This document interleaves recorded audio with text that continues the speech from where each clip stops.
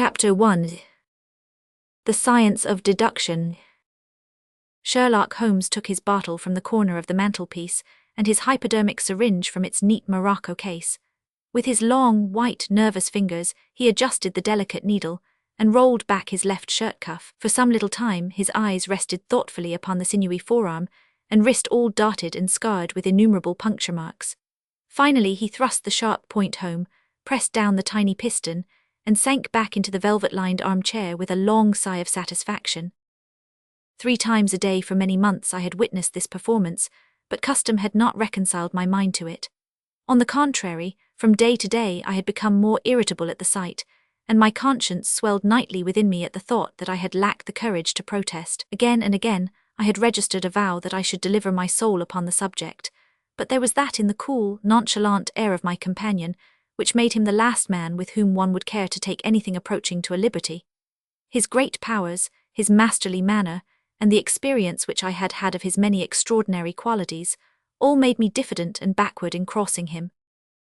Yet upon that afternoon, whether it was the bone which I had taken with my lunch, or the additional exasperation produced by the extreme deliberation of his manner, I suddenly felt that I could hold out no longer. "Which is it today?" I asked, "morphine or cocaine?" He raised his eyes languidly from the old black-letter volume which he had opened. "It is cocaine," he said, "a 7% solution. Would you care to try it?" "No, indeed," I answered brusquely. "My constitution has not got over the Afghan campaign yet. I cannot afford to throw any extra strain upon it." He smiled at my vehemence. "Perhaps you are right, Watson," he said. "I suppose that its influence is physically a bad one. I find it, however, so transcendently stimulating and clarifying to the mind that its secondary action is a matter of small moment." "But consider," I said earnestly. "Count the cost. Your brain may, as you say, be roused and excited, but it is a pathological and morbid process, which involves increased tissue change and may at last leave a permanent weakness. You know, too, what a black reaction comes upon you. Surely the game is hardly worth the candle.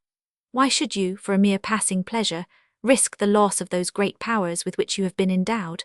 Remember that I speak not only as one comrade to another, but as a medical man to one for whose constitution he is to some extent answerable." He did not seem offended. On the contrary, he put his fingertips together and leaned his elbows on the arms of his chair, like one who has a relish for conversation. "My mind," he said, "rebels at stagnation. Give me problems, give me work, give me the most abstruse cryptogram or the most intricate analysis, and I am in my own proper atmosphere. I can dispense then with artificial stimulants, but I abhor the dull routine of existence. I crave for mental exaltation. That is why I have chosen my own particular profession, or rather created it, for I am the only one in the world." "The only unofficial detective," I said, raising my eyebrows. "The only unofficial consulting detective," he answered. "I am the last and highest court of appeal in detection. When Gregson or Lestrade or Athelney Jones are out of their depths, which, by the way, is their normal state, the matter is laid before me. I examine the data as an expert and pronounce a specialist's opinion. I claim no credit in such cases. My name figures in no newspaper. The work itself, the pleasure of finding a field for my peculiar powers, is my highest reward. But you have yourself had some experience of my methods of work in the Jefferson Hope case." "Yes, indeed," said I cordially. "I was never so struck by anything in my life. I even embodied it in a small brochure with the somewhat fantastic title of A Study in Scarlet." He shook his head sadly. "I glanced over it," said he. "Honestly, I cannot congratulate you upon it. Detection is or ought to be an exact science, and should be treated in the same cold and unemotional manner. You have attempted to tinge it with romanticism, which produces much the same effect as if you worked a love story or an elopement into the 5th proposition of Euclid." "But the romance was there," I remonstrated. "I could not tamper with the facts." "Some facts should be suppressed, or at least a just sense of proportion should be observed in treating them. The only point in the case which deserved mention was the curious analytical reasoning from effects to causes by which I succeeded in unravelling it." I was annoyed at this criticism of a work which had been specially designed to please him. I confess, too, that I was irritated by the egotism which seemed to demand that every line of my pamphlet should be devoted to his own special doings. More than once during the years that I had lived with him in Baker Street, I had observed that a small vanity underlay my companion's quiet and didactic manner. I made no remark, however, but sat nursing my wounded leg. I had a Jezil bullet through it some time before, and though it did not prevent me from walking, it ached wearily at every change of the weather. My practice has extended recently to the continent, said Holmes after a while, filling up his old briar-root pipe. I was consulted last week by Francois Lavillard, who, as you probably know, has come rather to the front lately in the French detective service. He has all the Celtic power of quick intuition, but he is deficient in the wide range of exact knowledge which is essential to the higher developments of his art. The case was concerned with a will and possessed some features of interest. I was able to refer him to two parallel cases, the one at Riga in 1857 and the other at St. Louis in 1871, which have suggested to him the true solution. Here is the letter which I had this morning acknowledging my assistance. He tossed over, as he spoke, a crumpled sheet of foreign notepaper. I glanced my eyes down it, catching a profusion of notes of admiration, with stray magnifiques, coup de maîtres and tour de force, all testifying to the ardent admiration of the Frenchman. He speaks as a pupil to his master, said I. Oh, he rates my assistance too highly, said Sherlock Holmes lightly. He has considerable gifts himself. He possesses 2 out of the 3 qualities necessary for the ideal detective. He has the power of observation and that of deduction. He is only wanting in knowledge, and that may come in time. He is now translating my small works into French. Your works? Oh, didn't you know? He cried, laughing. Yes, I have been guilty of several monographs. They are all upon technical subjects. Here, for example, is one upon the distinction between the ashes of the various tobaccos. In it I enumerate 140 forms of cigar, cigarette, and pipe tobacco, with coloured plates illustrating the difference in the ash. It is a point which is continually turning up in criminal trials, and which is sometimes of supreme importance as a clue.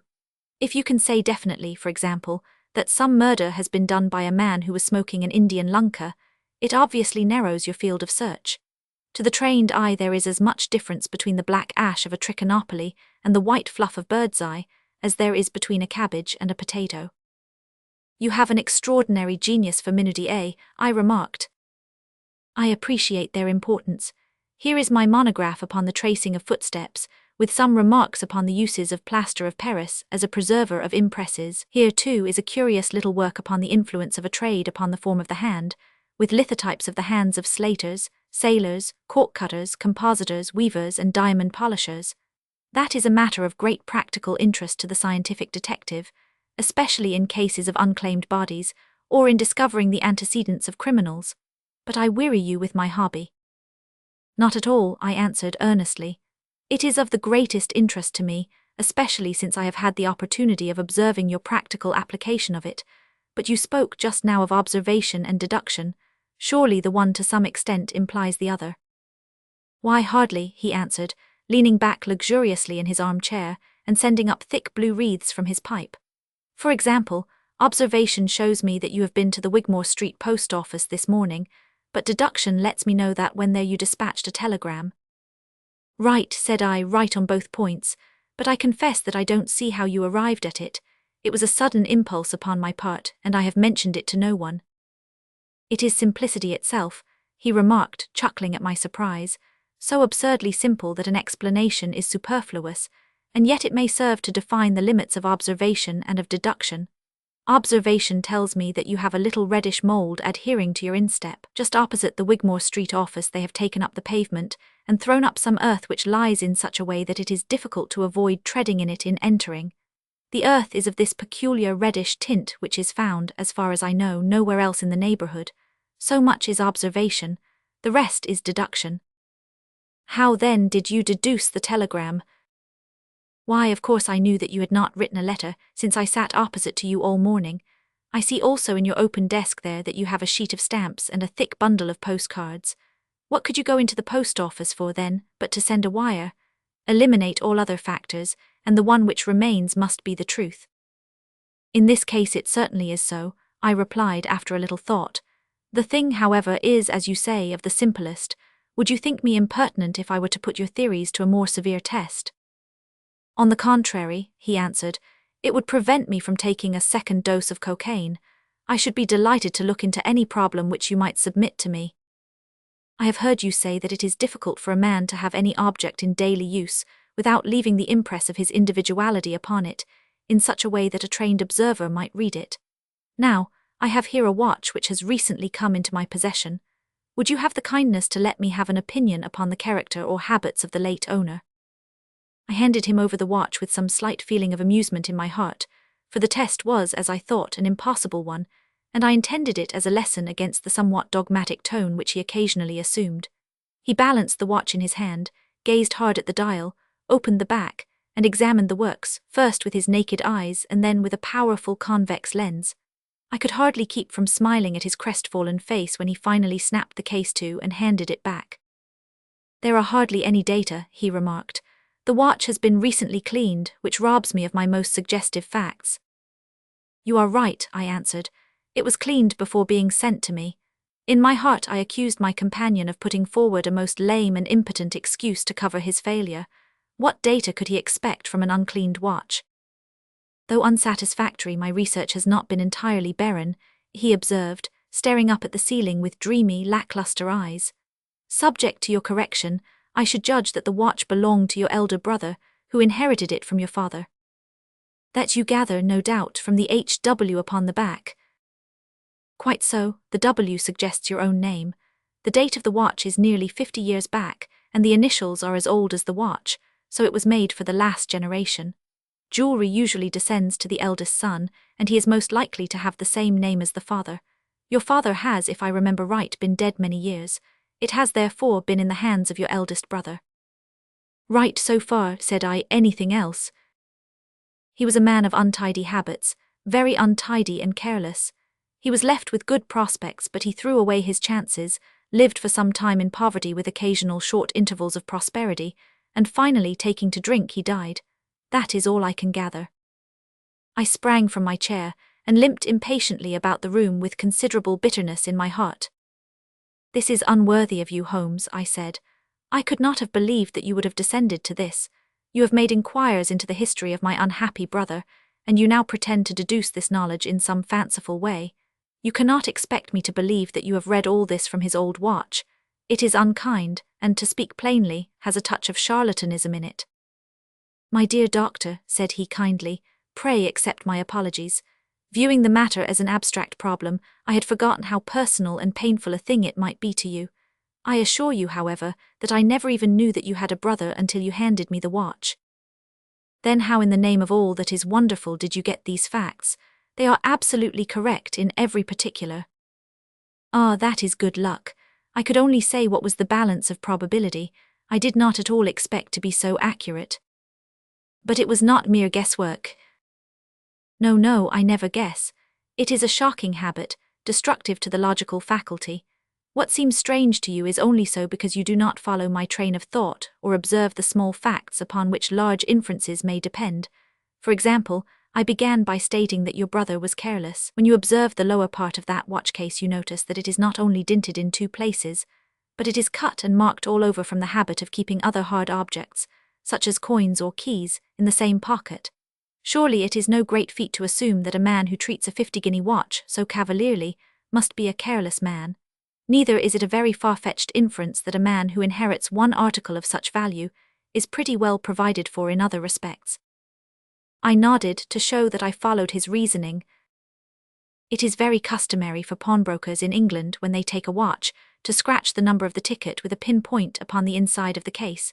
It is more handy than a label, as there is no risk of the number being lost or transposed. There are no less than 4 such numbers visible to my lens on the inside of this case. Inference, that your brother was often at low water. Secondary inference, that he had occasional bursts of prosperity, or he could not have redeemed the pledge. Finally, I ask you to look at the inner plate which contains the keyhole. Look at the thousands of scratches all round the hole, marks where the key has slipped. What sober man's key could have scored those grooves?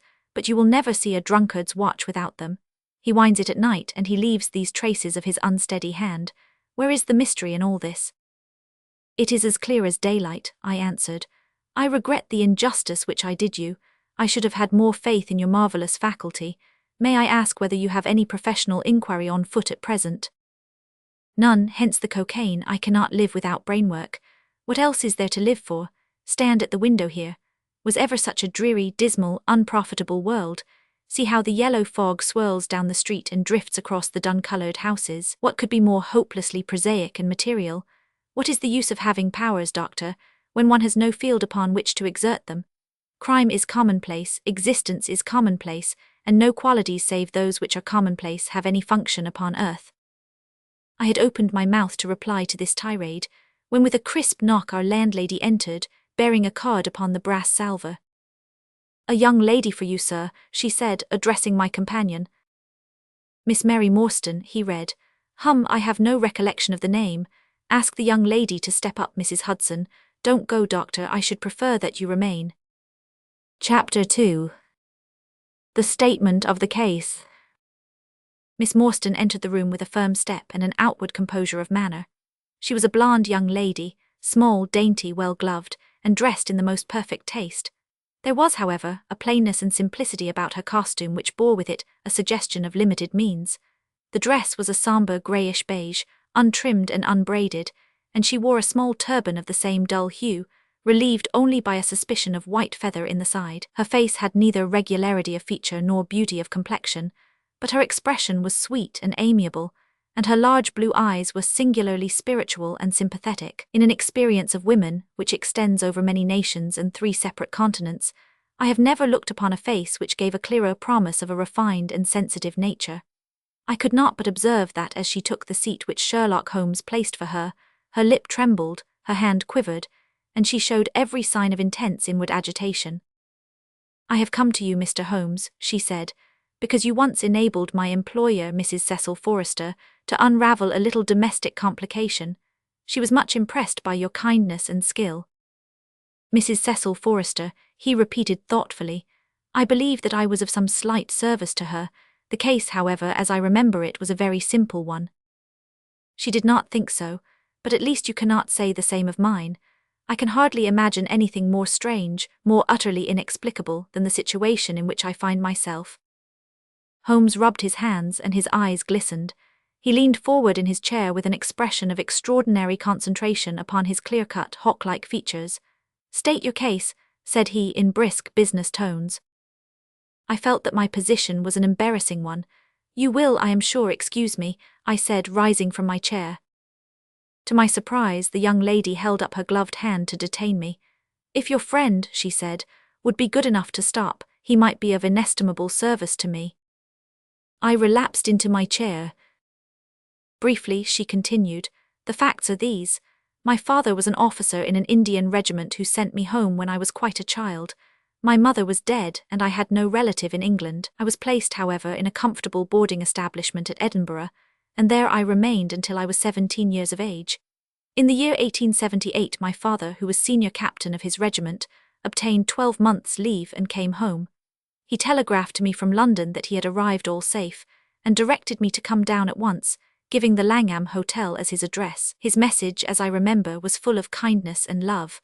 On reaching London, I drove to the Langham, and was informed that Captain Morstan was staying there, but that he had gone out the night before and had not yet returned. I waited all day without news of him. That night, on the advice of the manager of the hotel, I communicated with the police, and next morning we advertised in all the papers. Our inquiries led to no result, and from that day to this no word has ever been heard of my unfortunate father. He came home with his heart full of hope, to find some peace, some comfort, and instead, she put her hand to her throat, and a choking sob cut short the sentence. "The date?" asked Holmes, opening his notebook. "He disappeared upon the 3rd of December, 1878, nearly 10 years ago. His luggage remained at the hotel. There was nothing in it to suggest a clue. Some clothes, some books, and a considerable number of curiosities from the Andaman Islands. He had been one of the officers in charge of the convict guard there." "Had he any friends in town?" "Only one that we know of, Major Sholto of his own regiment, the 34th Bombay Infantry. The major had retired some little time before and lived at Upper Norwood. We communicated with him, of course, but he did not even know that his brother officer was in England." "A singular case," remarked Holmes. "I have not yet described to you the most singular part. About 6 years ago, to be exact, upon the 4th of May, 1882, an advertisement appeared in the Times asking for the address of Miss Mary Morstan, and stating that it would be to her advantage to come forward. There was no name or address appended. I had at that time just entered the family of Mrs. Cecil Forrester in the capacity of governess. By her advice, I published my address in the advertisement column. The same day there arrived through the post a small cardboard box addressed to me, which I found to contain a very large and lustrous pearl. No word of writing was enclosed. Since then, every year upon the same date, there has always appeared a similar box, containing a similar pearl, without any clue as to the sender. They have been pronounced by an expert to be of a rare variety and of considerable value. You can see for yourselves that they are very handsome. She opened a flat box as she spoke, and showed me 6 of the finest pearls that I had ever seen. "Your statement is most interesting," said Sherlock Holmes. "Has anything else occurred to you?" "Yes, and no later than today. That is why I have come to you. This morning I received this letter, which you will perhaps read for yourself." "Thank you," said Holmes. "The envelope too, please. Postmark London, SW, date July 7. Man's thumb mark on corner, probably postman. Best quality paper. Envelopes at 6d a packet. Particular man in his stationery, no address. Be at the 3rd pillar from the left outside the Lyceum Theatre tonight at 7 o'clock. If you are distrustful, bring 2 friends. You are a wronged woman and shall have justice. Do not bring police. If you do, all will be in vain. Your unknown friend." "Well, really, this is a very pretty little mystery. What do you intend to do, Miss Morstan?" "That is exactly what I want to ask you." "Then we shall most certainly go. You and I, and yes, why, Dr. Watson is the very man. Your correspondent says 2 friends. He and I have worked together before." "But would he come?" she asked with something appealing in her voice and expression. "I should be proud and happy," said I fervently, "if I can be of any service." "You are both very kind," she answered. "I have led a retired life and have no friends whom I could appeal to. If I am here at 6 it will do, I suppose." "You must not be later," said Holmes. "There is one other point, however. Is this handwriting the same as that upon the pearl box addresses?" "I have them here," she answered, producing 6 pieces of paper.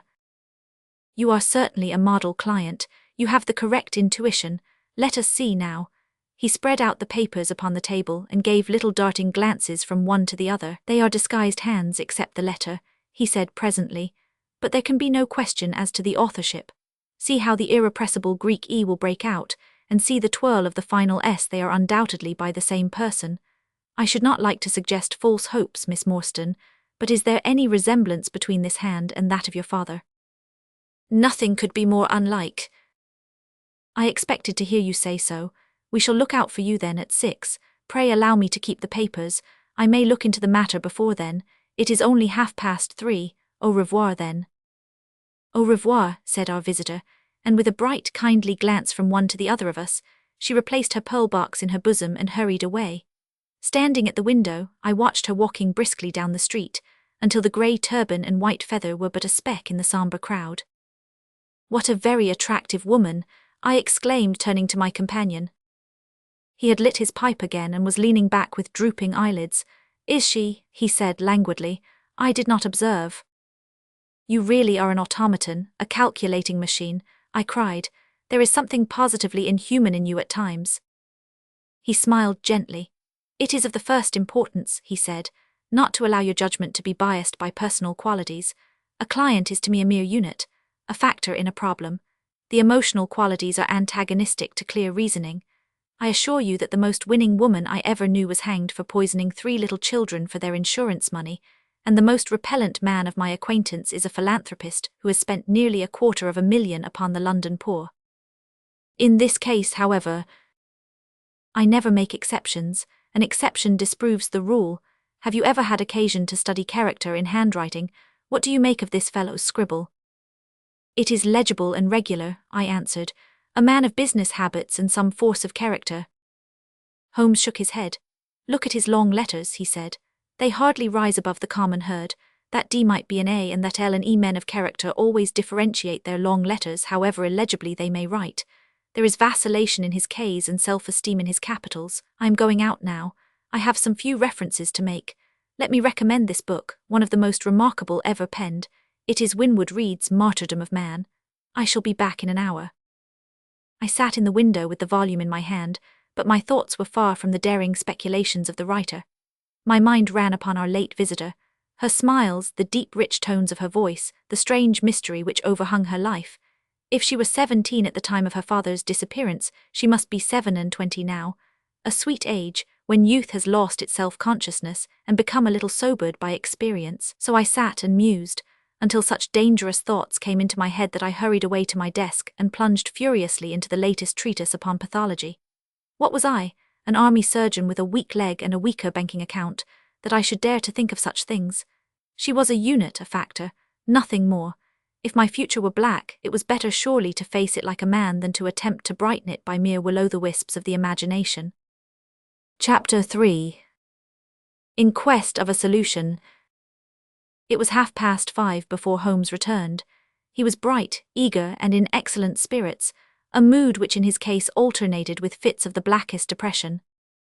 "There is no great mystery in this matter," he said, taking the cup of tea which I had poured out for him. "The facts appear to admit of only one explanation." "What, you have solved it already?" "Well, that would be too much to say. I have discovered a suggestive fact, that is all. It is, however, very suggestive. The details are still to be added. I have just found, on consulting the back files of the Times, that Major Sholto of Upper Norwood, late of the 34th Bombay Infantry, died upon the 28th of April, 1882. I may be very obtuse, Holmes, but I fail to see what this suggests." "No, you surprise me. Look at it in this way, then. Captain Morstan disappears. The only person in London whom he could have visited is Major Sholto. Major Sholto denies having heard that he was in London. 4 years later Sholto dies. Within a week of his death Captain Morstan's daughter receives a valuable present, which is repeated from year to year, and now culminates in a letter which describes her as a wronged woman. What wrong can it refer to except this deprivation of her father? And why should the presents begin immediately after Sholto's death, unless it is that Sholto's heir knows something of the mystery and desires to make compensation? Have you any alternative theory which will meet the facts?" "But what a strange compensation, and how strangely made! Why, too, should he write a letter now rather than 6 years ago? Again, the letter speaks of giving her justice. What justice can she have? It is too much to suppose that her father is still alive. There is no other injustice in her case that you know of." There are certainly difficulties," said Sherlock Holmes pensively. "But our expedition of tonight will solve them all. Ah, here is a four-wheeler and Miss Morstan is inside. Are you all ready? Then we had better go down, for it is a little past the hour." I picked up my hat and my heaviest stick, but I observed that Holmes took his revolver from his drawer and slipped it into his pocket. It was clear that he thought that our night's work might be a serious one. Miss Morstan was muffled in a dark cloak, and her sensitive face was composed, but pale. She must have been more than woman if she did not feel some uneasiness at the strange enterprise upon which we were embarking, yet her self-control was perfect, and she readily answered the few additional questions which Sherlock Holmes put to her. "Major Sholto was a very particular friend of Papa's," she said. "His letters were full of allusions to the Major. He and Papa were in command of the troops at the Andaman Islands, so they were thrown a great deal together. By the way, a curious paper was found in Papa's desk which no one could understand. I don't suppose that it is of the slightest importance, but I thought you might care to see it, so I brought it with me. It is here." Holmes unfolded the paper carefully and smoothed it out upon his knee. He then very methodically examined it all over with his double lens. "It is paper of native Indian manufacture," he remarked. "It has at some time been pinned to a board. The diagram upon it appears to be a plan of part of a large building with numerous halls, corridors, and passages. At one point is a small cross done in red ink, and above it is 337 from left, in faded pencil writing. In the left-hand corner is a curious hieroglyphic like 4 crosses in a line with their arms touching. Beside it is written in very rough and coarse characters, the sign of the 4, Jonathan Small, Mahomet Singh, Abdullah Khan, Dust Akbar. No, I confess that I do not see how this bears upon the matter, yet it is evidently a document of importance. It has been kept carefully in a pocket-book, for the one side is as clean as the other." "It was in his pocket-book that we found it." "Preserve it carefully then, Miss Morstan, for it may prove to be of use to us. I begin to suspect that this matter may turn out to be much deeper and more subtle than I at first supposed.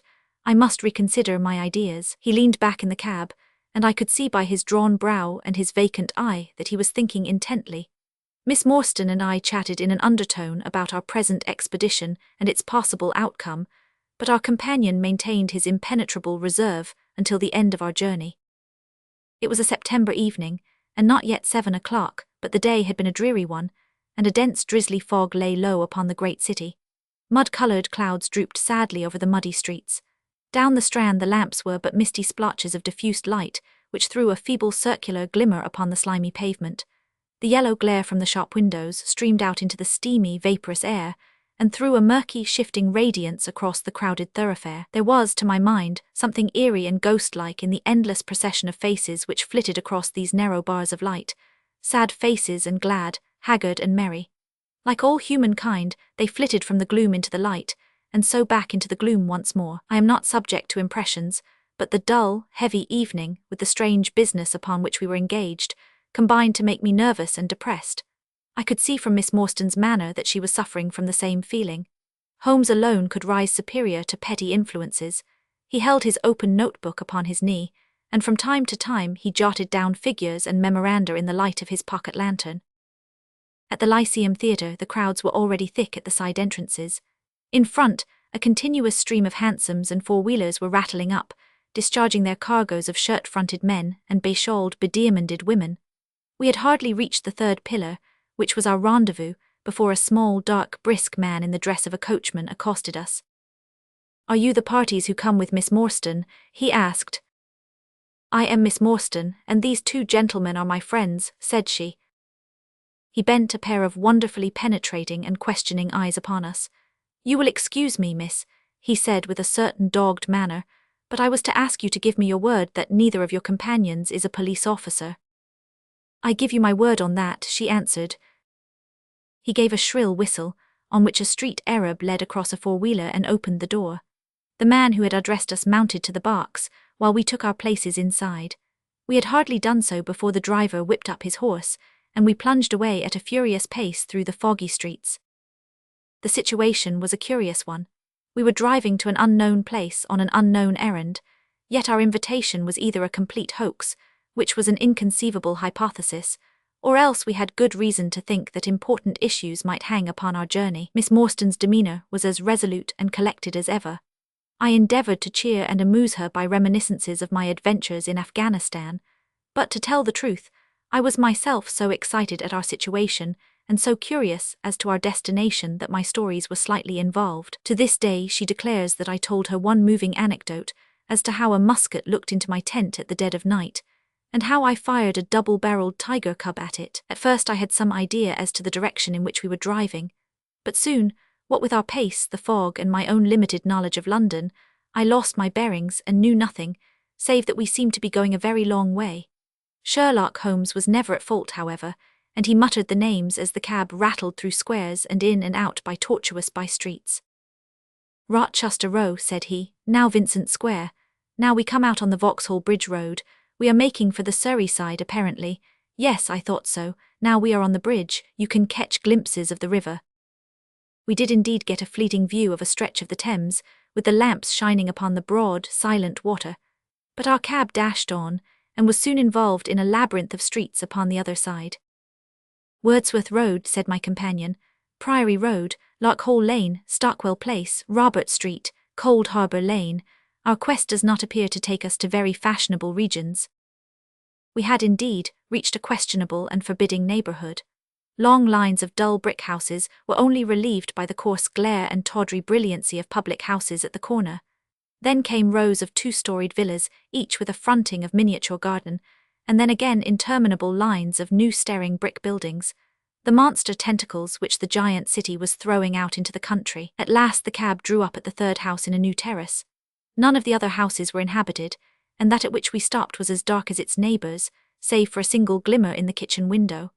On our knocking, however, the door was instantly thrown open by a Hindu servant clad in a yellow turban, white loose-fitting clothes, and a yellow sash. There was something strangely incongruous in this oriental figure, framed in the commonplace doorway of a third-rate suburban dwelling-house.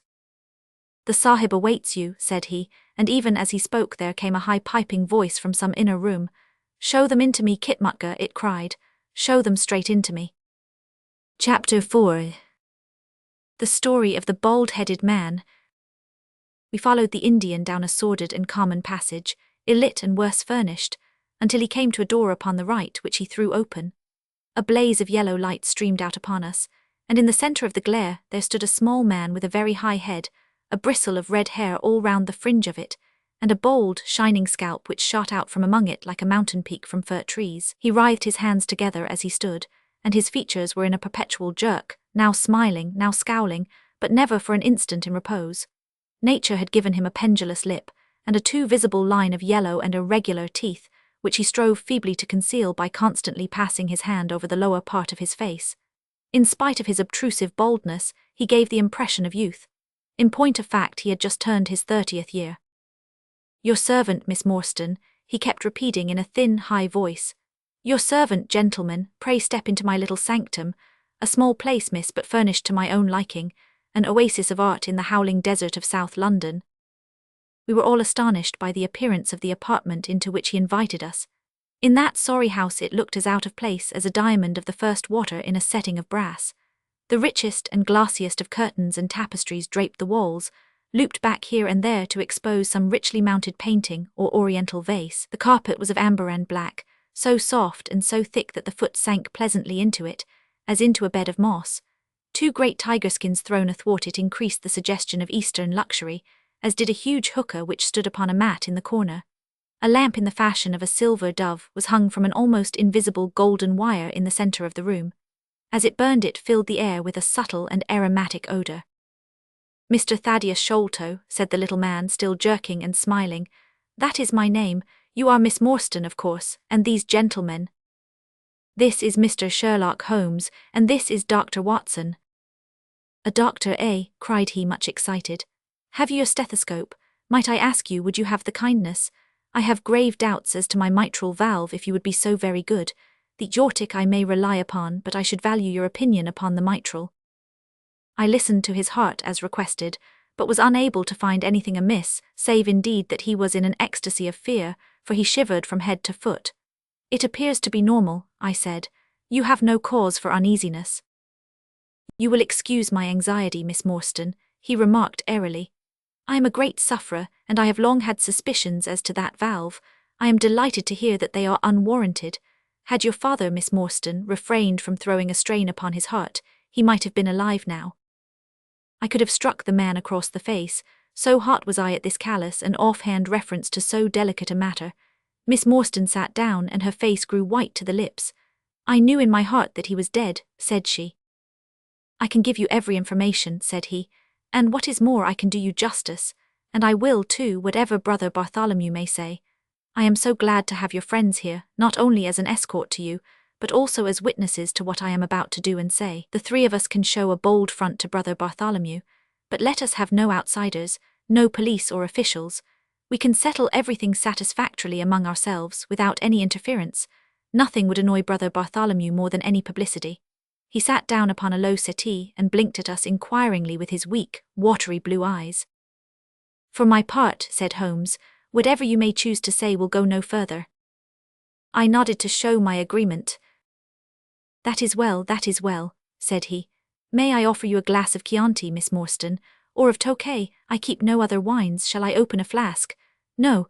Well then, I trust that you have no objection to tobacco smoke, to the mild balsamic odour of the Eastern tobacco. I am a little nervous, and I find my hookah an invaluable sedative." He applied a taper to the great bowl, and the smoke bubbled merrily through the rose water. We sat all 3 in a semicircle with our heads advanced, and our chins upon our hands, while the strange, jerky little fellow with his high, shining head puffed uneasily in the centre. "When I first determined to make this communication to you," said he, "I might have given you my address, but I feared that you might disregard my request and bring unpleasant people with you. I took the liberty, therefore, of making an appointment in such a way that my man Williams might be able to see you first. I have complete confidence in his discretion, and he had orders, if he were dissatisfied, to proceed no further in the matter. You will excuse these precautions, but I am a man of somewhat retiring, and I might even say refined, tastes, and there is nothing more unaesthetic than a policeman. I have a natural shrinking from all forms of rough materialism. I seldom come in contact with the rough crowd. I live, as you see, with some little atmosphere of elegance around me. I may call myself a patron of the arts. It is my weakness. The landscape is a genuine Corot, and though a connoisseur might perhaps throw a doubt upon that Salvator Rosa, There cannot be the least question about the Bouguereau. I am partial to the modern French school. You will excuse me, Mr. Sholto, said Miss Morstan, but I am here at your request to learn something which you desire to tell me. It is very late, and I should desire the interview to be as short as possible. At the best it must take some time, he answered, for we shall certainly have to go to Norwood and see Brother Bartholomew. We shall all go and try if we can get the better of Brother Bartholomew. He is very angry with me for taking the course which has seemed right to me. I had quite high words with him last night. You cannot imagine what a terrible fellow he is when he is angry. If we are to go to Norwood, it would perhaps be as well to start at once, I ventured to remark. He laughed until his ears were quite red. That would hardly do, he cried. I don't know what he would say if I brought you in that sudden way. No, I must prepare you by showing you how we all stand to each other. In the first place, I must tell you that there are several points in the story of which I am myself ignorant. I can only lay the facts before you as far as I know them myself. My father was, as you may have guessed, Major John Sholto, once of the Indian Army. He retired some 11 years ago and came to live at Pondicherry Lodge in Upper Norwood. He had prospered in India and brought back with him a considerable sum of money, a large collection of valuable curiosities, and a staff of native servants. With these advantages he bought himself a house and lived in great luxury. My twin brother Bartholomew and I were the only children. I very well remember the sensation which was caused by the disappearance of Captain Morstan. We read the details in the papers, and knowing that he had been a friend of our father's, we discussed the case freely in his presence. He used to join in our speculations as to what could have happened. Never for an instant did we suspect that he had the whole secret hidden in his own breast. That of all men he alone knew the fate of Arthur Morstan. We did know, however, that some mystery, some positive danger, overhung our father. He was very fearful of going out alone, and he always employed 2 prize-fighters to act as porters at Pondicherry Lodge. Williams, who drove you tonight, was one of them. He was once lightweight champion of England. Our father would never tell us what it was he feared, but he had a most marked aversion to men with wooden legs.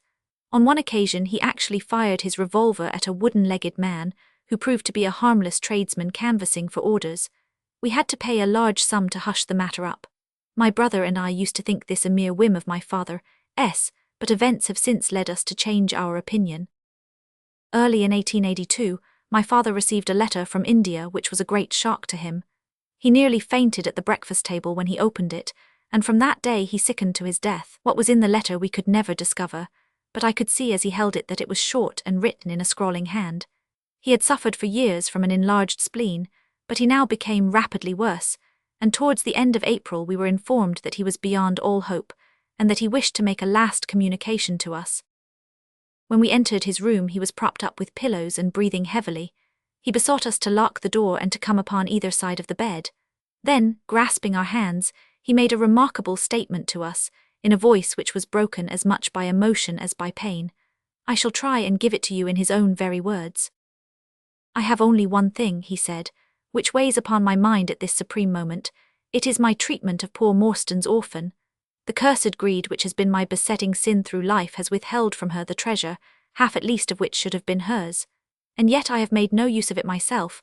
So blind and foolish a thing is avarice. The mere feeling of possession has been so dear to me that I could not bear to share it with another.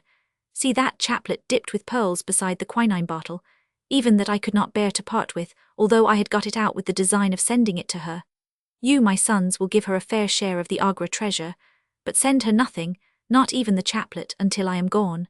After all, men have been as bad as this and have recovered. I will tell you how Morstan died, he continued. He had suffered for years from a weak heart, but he concealed it from everyone. I alone knew it. When in India he and I, through a remarkable chain of circumstances, came into possession of a considerable treasure. I brought it over to England, and on the night of Morstan's arrival he came straight over here to claim his share. He walked over from the station, and was admitted by my faithful old Lal Chowdar, who is now dead. Morstan and I had a difference of opinion as to the division of the treasure, and we came to heated words. Morstan had sprung out of his chair in a paroxysm of anger, when he suddenly pressed his hand to his side. His face turned a dusky hue, and he fell backwards, cutting his head against the corner of the treasure chest. When I stooped over him I found, to my horror, that he was dead. For a long time I sat half distracted, wondering what I should do. My first impulse was, of course, to call for assistance, but I could not but recognize that there was every chance that I would be accused of his murder. His death at the moment of a quarrel, and the gash in his head, would be black against me. Again, an official inquiry could not be made without bringing out some facts about the treasure, which I was particularly anxious to keep secret. He had told me that no soul upon earth knew where he had gone. There seemed to be no necessity why any soul ever should know. I was still pondering over the matter when, looking up, I saw my servant Lal Chowdhury in the doorway. He stole in and bolted the door behind him. "Do not fear, Sahib," he said. "No one need know that you have killed him. Let us hide him away, and who is the wiser?" "I did not kill him," said I. Lal Chowdhury shook his head and smiled. "I heard it all, Sahib," said he. "I heard you quarrel and I heard the blow, but my lips are sealed. All are asleep in the house. Let us put him away together." That was enough to decide me. If my own servant could not believe my innocence, how could I hope to make it good before 12 foolish tradesmen in a jury box? Lal Chowdhury and I disposed of the body that night, and within a few days the London papers were full of the mysterious disappearance of Captain Morstan. You will see from what I say that I can hardly be blamed in the matter. My fault lies in the fact that we concealed not only the body, but also the treasure, and that I have clung to Morstan's share as well as to my own. I wish you, therefore, to make restitution. Put your ears down to my mouth. The treasure is hidden in. At this instant a horrible change came over his expression. His eyes stared wildly, his jaw dropped, and he yelled in a voice which I can never forget, "Keep him out! For Christ's sake, keep him out!" We both stared round at the window behind us upon which his gaze was fixed. A face was looking in at us out of the darkness. We could see the whitening of the nose where it was pressed against the glass. It was a bearded, hairy face, with wild, cruel eyes and an expression of concentrated malevolence. My brother and I rushed towards the window, but the man was gone. When we returned to my father, his head had dropped and his pulse had ceased to beat. We searched the garden that night, but found no sign of the intruder, save that just under the window a single footmark was visible in the flower bed. But for that one trace, we might have thought that our imaginations had conjured up that wild, fierce face.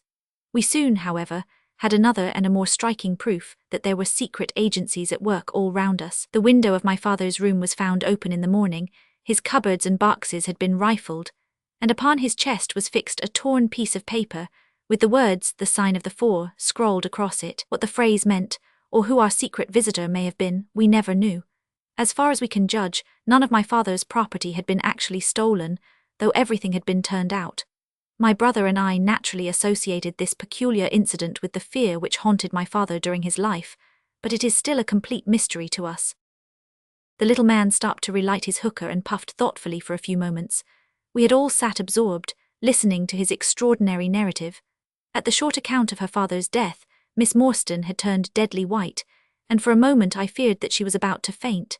She rallied, however, on drinking a glass of water which I quietly poured out for her from a Venetian carafe upon the side table. Sherlock Holmes leaned back in his chair with an abstracted expression, and the lids drawn low over his glittering eyes. As I glanced at him, I could not but think how on that very day he had complained bitterly of the commonplaceness of life. Here at least was a problem which would tax his sagacity to the utmost. Mr. Thaddeus Sholto looked from one to the other of us with an obvious pride at the effect which his story had produced, and then continued between the puffs of his overgrown pipe.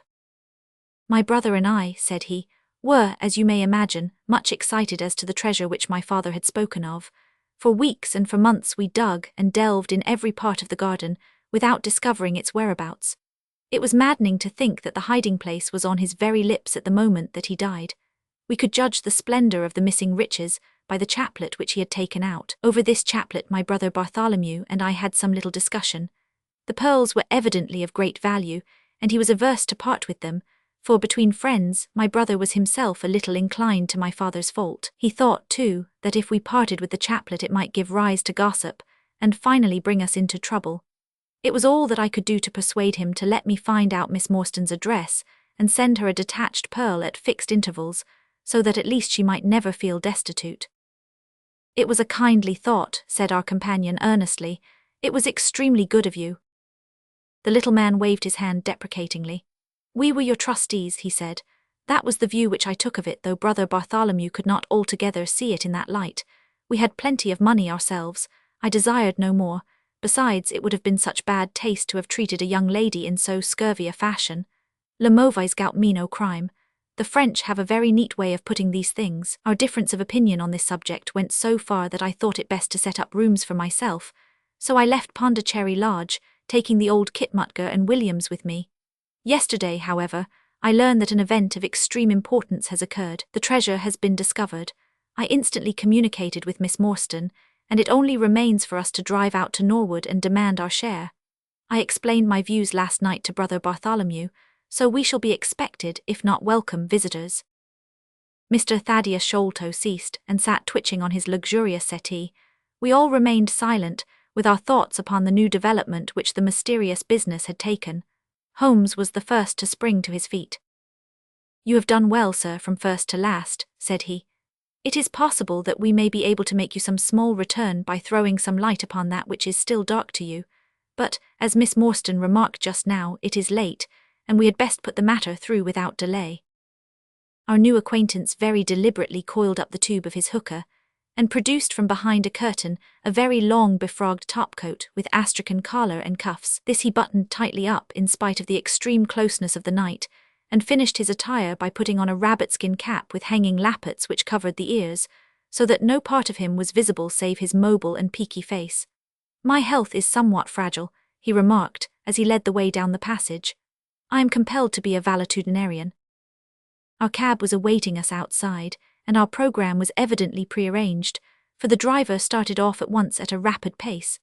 Thaddeus Sholto talked incessantly, in a voice which rose high above the rattle of the wheels. "Bartholomew is a clever fellow," said he. "How do you think he found out where the treasure was? He had come to the conclusion that it was somewhere indoors, so he worked out all the cubic space of the house and made measurements everywhere, so that not 1 inch should be unaccounted for. Among other things, he found that the height of the building was 74 feet, but on adding together the heights of all the separate rooms, and making every allowance for the space between which he ascertained by borings, he could not bring the total to more than 70 feet. There were 4 feet unaccounted for. These could only be at the top of the building. He knocked a hole, therefore, in the lath and plaster ceiling of the highest room, and there, sure enough, he came upon another little garret above it, which had been sealed up and was known to no one. In the centre stood the treasure chest, resting upon 2 rafters. He lowered it through the hole, and there it lies. He computes the value of the jewels at not less than £500,000 sterling. At the mention of this gigantic sum, we all stared at one another open-eyed. Miss Morstan, could we secure her rights, would change from a needy governess to the richest heiress in England. Surely it was the place of a loyal friend to rejoice at such news. Yet I am ashamed to say that selfishness took me by the soul, and that my heart turned as heavy as lead within me. I stammered out some few halting words of congratulation, and then sat downcast with my head drooped, deaf to the babble of our new acquaintance. He was clearly a confirmed hypochondriac, and I was dreamily conscious that he was pouring forth interminable trains of symptoms, and imploring information as to the composition and action of innumerable quack nostrums, some of which he bore about in a leather case in his pocket. I trust that he may not remember any of the answers which I gave him that night. Holmes declares that he overheard me caution him against the great danger of taking more than 2 drops of castor oil, while I recommended strychnine in large doses as a sedative. However that may be, I was certainly relieved when our cab pulled up with a jerk, and the coachman sprang down to open the door. "This, Miss Morstan, is Pondicherry Lodge," said Mr. Thaddeus Sholto as he handed her out. Chapter 5. The Tragedy of Pondicherry Lodge. It was nearly 11 o'clock when we reached this final stage of our night's adventures. We had left the damp fog of the great city behind us, and the night was fairly fine.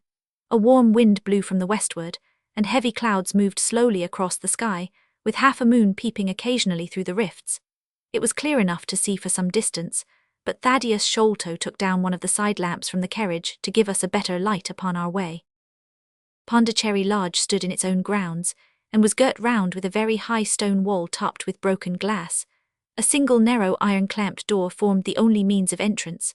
On this our guide knocked with a peculiar postman-like rat-tat. "Who is there?" cried a gruff voice from within. "It is I, McMurdo. You surely know my knock by this time." There was a grumbling sound, and a clanking and jarring of keys. The door swung heavily back, and a short, deep-chested man stood in the opening, with the yellow light of the lantern shining upon his protruded face and twinkling, distrustful eyes. "That you, Mr. Thaddeus, but who are the others? I had no orders about them from the master." No, McMurdo, you surprise me. I told my brother last night that I should bring some friends. He ain't been out his room today, Mr. Thaddeus, and I have no orders. You know very well that I must stick to regulations.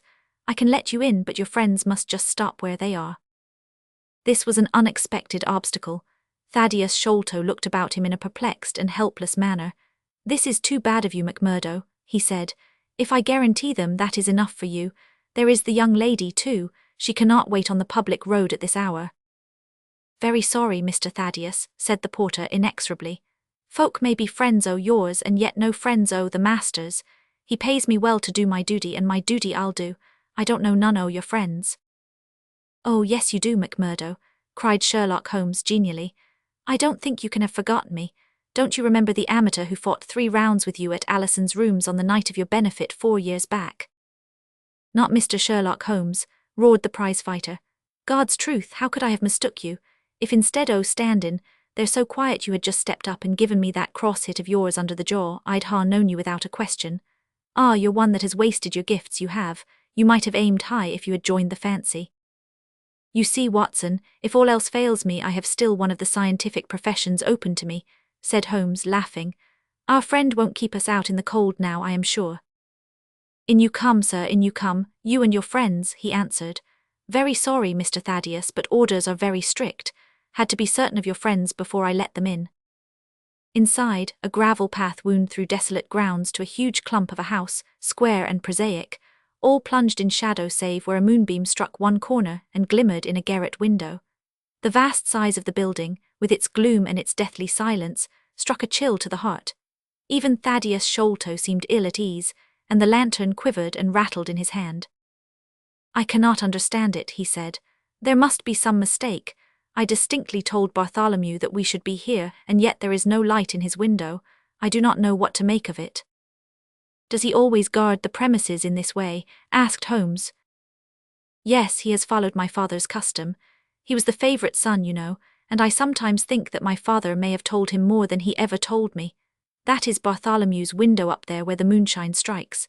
It is quite bright, but there is no light from within, I think. None, said Holmes, but I see the glint of a light in that little window beside the door. Ah, that is the housekeeper's room. That is where old Mrs. Bernstone sits. She can tell us all about it, but perhaps you would not mind waiting here for a minute or two, for if we all go in together and she has no word of our coming she may be alarmed. But hush, what is that? He held up the lantern, and his hand shook until the circles of light flickered and wavered all round us. Miss Morstan seized my wrist, and we all stood with thumping hearts, straining our ears. From the great black house there sounded through the silent night the saddest and most pitiful of sounds, the shrill, broken whimpering of a frightened woman. It is Mrs. Bernstone, said Sholto. She is the only woman in the house. Wait here, I shall be back in a moment. He hurried for the door and knocked in his peculiar way. We could see a tall old woman admit him and sway with pleasure at the very sight of him. Oh, Mr. Thaddeus, sir, I am so glad you have come. I am so glad you have come, Mr. Thaddeus, sir. We heard her reiterated rejoicings until the door was closed, and her voice died away into a muffled monotone. Our guide had left us the lantern. Holmes swung it slowly round and peered keenly at the house, and at the great rubbish heaps which cumbered the grounds. Miss Morstan and I stood together, and her hand was in mine. A wondrous subtle thing is love, for here were we two who had never seen each other before that day, between whom no word or even look of affection had ever passed, and yet now in an hour of trouble our hands instinctively sought for each other. I have marvelled at it since, but at the time it seemed the most natural thing that I should go out to her so, and as she has often told me, there was in her also the instinct to turn to me for comfort and protection. So we stood hand in hand, like two children, and there was peace in our hearts for all the dark things that surrounded us. What a strange place, she said, looking round. It looks as though all the moles in England had been let loose in it. I have seen something of the sort on the side of a hill near Ballarat, where the prospectors had been at work. And from the same cause, said Holmes. These are the traces of the treasure-seekers.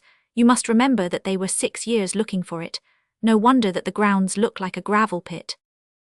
At that moment the door of the house burst open, and Thaddeus Sholto came running out, with his hands thrown forward and terror in his eyes. There is something amiss with Bartholomew, he cried. I am frightened, my nerves cannot stand it. He was indeed half blubbering with fear, and his twitching feeble face peeping out from the great astrakhan collar had the helpless appealing expression of a terrified child. "Come into the house," said Holmes in his crisp, firm way.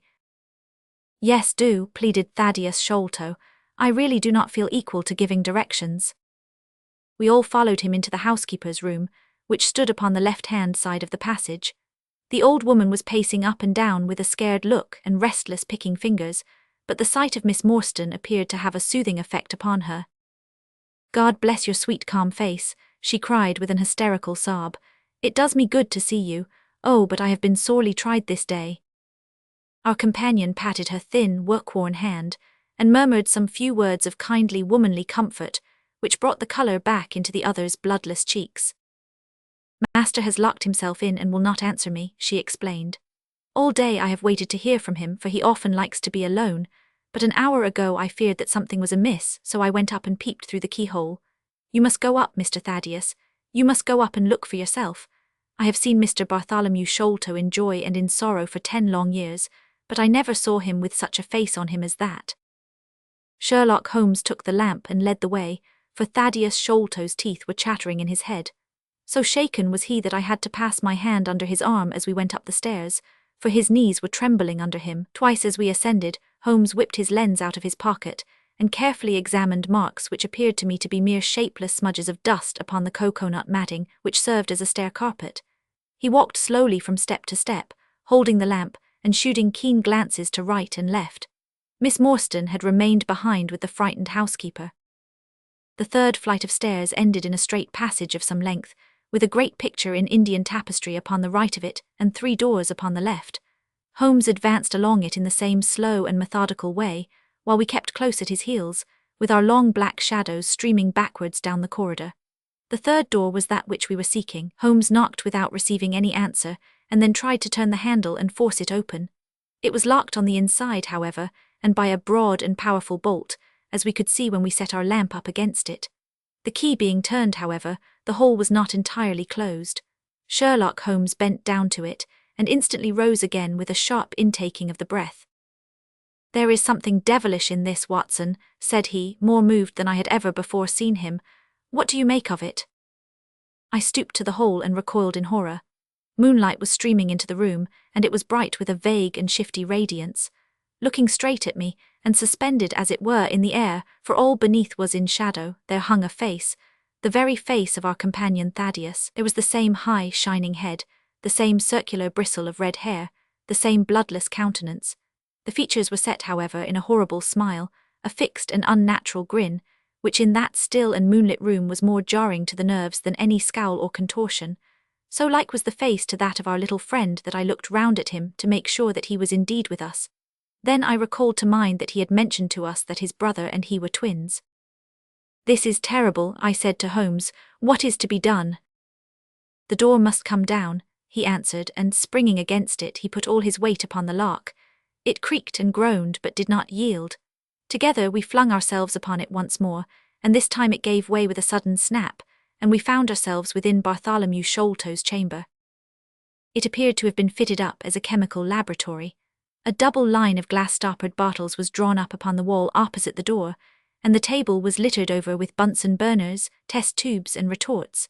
In the corners stood carboys of acid in wicker baskets. One of these appeared to leak or to have been broken, for a stream of dark-coloured liquid had trickled out from it, and the air was heavy with a peculiarly pungent tar-like odour.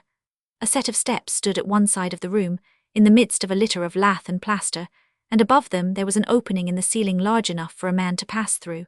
At the foot of the steps, a long coil of rope was thrown carelessly together.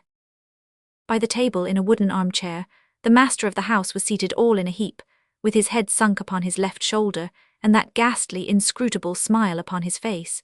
He was stiff and cold, and had clearly been dead many hours. It seemed to me that not only his features but all his limbs were twisted and turned in the most fantastic fashion. By his hand upon the table there lay a peculiar instrument, a brown, close-grained stick, with a stone head like a hammer, rudely lashed on with coarse twine. Beside it was a torn sheet of note paper with some words scrawled upon it. Holmes glanced at it, and then handed it to me. "You see," he said, with a significant raising of the eyebrows. In the light of the lantern I read with a thrill of horror, the sign of the four. In God's name, what does it all mean? I asked. It means murder, said he, stooping over the dead man. Ah, I expected it. Look here. He pointed to what looked like a long, dark thorn stuck in the skin just above the ear. It looks like a thorn, said I. It is a thorn, you may pick it out, but be careful, for it is poisoned. I took it up between my finger and thumb.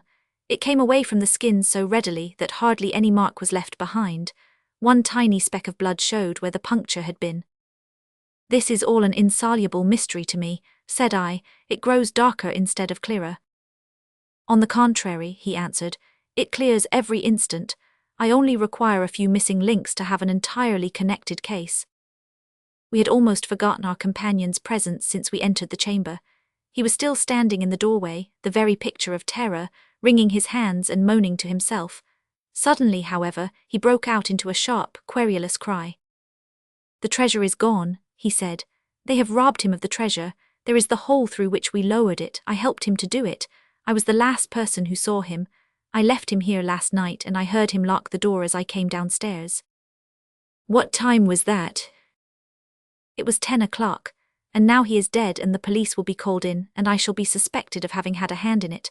Oh yes, I am sure I shall, but you don't think so, gentlemen. Surely you don't think that it was I. Is it likely that I would have brought you here if it were I? Oh dear, I know that I shall go mad. He jerked his arms and stamped his feet in a kind of convulsive frenzy. You have no reason for fear, Mr. Sholto, said Holmes kindly, putting his hand upon his shoulder. Take my advice and drive down to the station to report this matter to the police. Offer to assist them in every way. We shall wait here until your return. The little man obeyed in a half-stupefied fashion, and we heard him stumbling down the stairs in the dark. Chapter 6. Sherlock Holmes gives a demonstration. Now, Watson, said Holmes, rubbing his hands, we have half an hour to ourselves. Let us make good use of it. My case is, as I have told you, almost complete, but we must not err on the side of overconfidence. Simple as the case seems now, there may be something deeper underlying it. Simple, I ejaculated.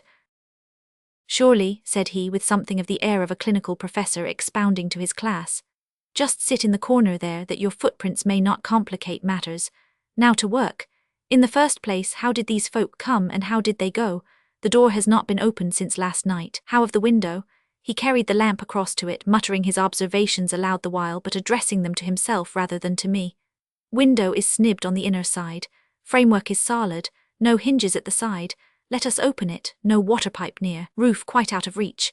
Yet a man has mounted by the window. It rained a little last night. Here is the print of a foot in mould upon the sill. And here is a circular muddy mark, and here again upon the floor, and here again by the table. See here, Watson. This is really a very pretty demonstration. I looked at the round, well-defined muddy discs. This is not a footmark, said I. It is something much more valuable to us. It is the impression of a wooden stump. You see here on the sill is the boot mark, a heavy boot with the broad metal heel, and beside it is the mark of the timber toe. It is the wooden-legged man. Quite so, but there has been someone else, a very able and efficient ally. Could you scale that wall, Doctor? I looked out of the open window. The moon still shone brightly on that angle of the house. We were a good 60 feet from the ground, and look where I would, I could see no foothold, nor as much as a crevice in the brickwork. It is absolutely impossible, I answered. Without aid it is so. But suppose you had a friend up here who lowered you this good stout rope which I see in the corner, securing one end of it to this great hook in the wall. Then, I think, if you were an active man, you might swarm up, wooden leg and all. You would depart, of course, in the same fashion, and your ally would draw up the rope, untie it from the hook, shut the window, snib it on the inside, and get away in the way that he originally came. As a minor point it may be noted, he continued, fingering the rope, that our wooden-legged friend, though a fair climber, was not a professional sailor. His hands were far from horny. My lens discloses more than one blood mark, especially towards the end of the rope, from which I gather that he slipped down with such velocity that he took the skin off his hand. This is all very well, said I, but the thing becomes more unintelligible than ever. How about this mysterious ally? How came he into the room? Yes, the ally, repeated Holmes pensively. There are features of interest about this ally. He lifts the case from the regions of the commonplace. I fancy that this ally breaks fresh ground in the annals of crime in this country, though parallel cases suggest themselves from India, and, if my memory serves me, from Senegambia. How came he then? I reiterated. The door is locked, the window is inaccessible. Was it through the chimney? The grate is much too small, he answered. I had already considered that possibility. How then? I persisted. You will not apply my precept, he said, shaking his head. How often have I said to you that when you have eliminated the impossible, whatever remains, however improbable, must be the truth? We know that he did not come through the door, the window, or the chimney. We also know that he could not have been concealed in the room, as there is no concealment possible. Whence, then, did he come? He came through the hole in the roof, I cried. Of course he did. He must have done so. If you will have the kindness to hold the lamp for me, we shall now extend our researches to the room above, the secret room in which the treasure was found. He mounted the steps, and, seizing a rafter with either hand, he swung himself up into the garret. Then, lying on his face, he reached down for the lamp and held it while I followed him. The chamber in which we found ourselves was about 10 feet one way and 6 the other. The floor was formed by the rafters, with thin lath and plaster between, so that in walking one had to step from beam to beam. The roof ran up to an apex, and was evidently the inner shell of the true roof of the house. There was no furniture of any sort, and the accumulated dust of years lay thick upon the floor. Here you are, you see, said Sherlock Holmes, putting his hand against the sloping wall. This is a trapdoor which leads out onto the roof. I can press it back, and here is the roof itself, sloping at a gentle angle. This, then, is the way by which number 1 entered. Let us see if we can find any other traces of his individuality. He held down the lamp to the floor, and as he did so I saw for the second time that night a startled, surprised look come over his face. For myself, as I followed his gaze, my skin was cold under my clothes. The floor was covered thickly with the prints of a naked foot, clear, well-defined, perfectly formed, but scarce half the size of those of an ordinary man. Holmes, I said in a whisper, a child has done the horrid thing. He had recovered his self-possession in an instant. I was staggered for the moment, he said, but the thing is quite natural. My memory failed me, or I should have been able to foretell it. There is nothing more to be learned here. Let us go down. What is your theory, then, as to those footmarks? I asked eagerly, when we had regained the lower room once more. My dear Watson, try a little analysis yourself, said he with a touch of impatience. You know my methods. Apply them, and it will be instructive to compare results. I cannot conceive anything which will cover the facts, I answered. It will be clear enough to you soon, he said in an offhand way. I think that there is nothing else of importance here, but I will look. He whipped out his lens and a tape measure, and hurried about the room on his knees, measuring, comparing, examining, with his long thin nose only a few inches from the planks, and his beady eyes gleaming and deep-set like those of a bird. So swift, silent, and furtive were his movements, like those of a trained bloodhound picking out a scent, that I could not but think what a terrible criminal he would have made had he turned his energy and sagacity against the law, instead of exerting them in its defence. As he hunted about, he kept muttering to himself, and finally he broke out into a loud crow of delight. We are certainly in luck, said he. We ought to have very little trouble now. Number 1 has had the misfortune to tread in the creosote. You can see the outline of the edge of his small foot here at the side of this evil-smelling mess. The carboy has been cracked, you see, and the stuff has leaked out. What then? I asked. Why, we have got him, that's all, said he. I know a dog that would follow that scent to the world's end. If a pack can track a trailed herring across a shire, how far can a specially trained hound follow so pungent a smell as this? It sounds like a sum in the rule of 3. The answer should give us but halloa, here are the accredited representatives of the law. Heavy steps and the clamour of loud voices were audible from below, and the hall door shut with a loud crash. Before they come, said Holmes, just put your hand here on this poor fellow's arm and here on his leg. What do you feel? The muscles are as hard as a board, I answered. Quite so, they are in a state of extreme contraction, far exceeding the usual rigor mortis. Coupled with this distortion of the face, this Hippocratic smile, or risus sardonicus, as the old writers called it, what conclusion would it suggest to your mind? Death from some powerful vegetable alkaloid, I answered, some strychnine-like substance which would produce tetanus. That was the idea which occurred to me the instant I saw the drawn muscles of the face. On getting into the room I at once looked for the means by which the poison had entered the system. As you saw, I discovered a thorn which had been driven or shot with no great force into the scalp. You observed that the part struck was that which would be turned towards the hole in the ceiling if the man were erect in his chair. Now examine the thorn.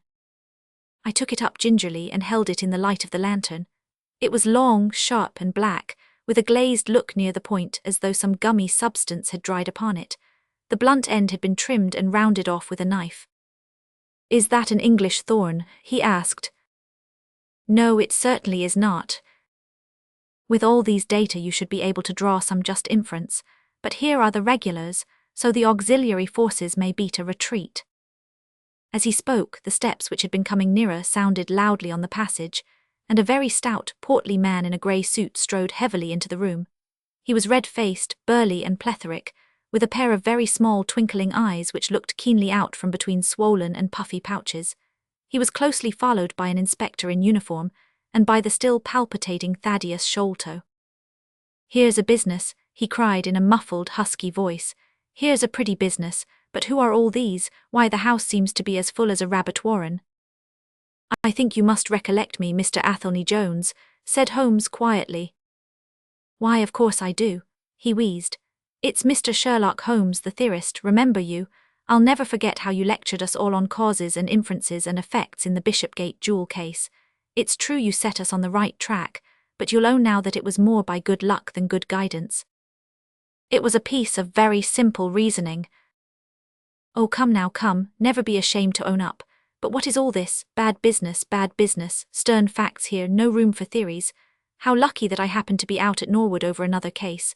I was at the station when the message arrived. What do you think the man died of?" "Oh, this is hardly a case for me to theorize over," said Holmes dryly. No, still we can't deny that you hit the nail on the head sometimes. Dear me, door locked, I understand. Jewels worth $500,000 missing. How was the window?" "Fastened, but there are steps on the sill." Well, if it was fastened the steps could have nothing to do with the matter. That's common sense. Man might have died in a fit, but then the jewels are missing.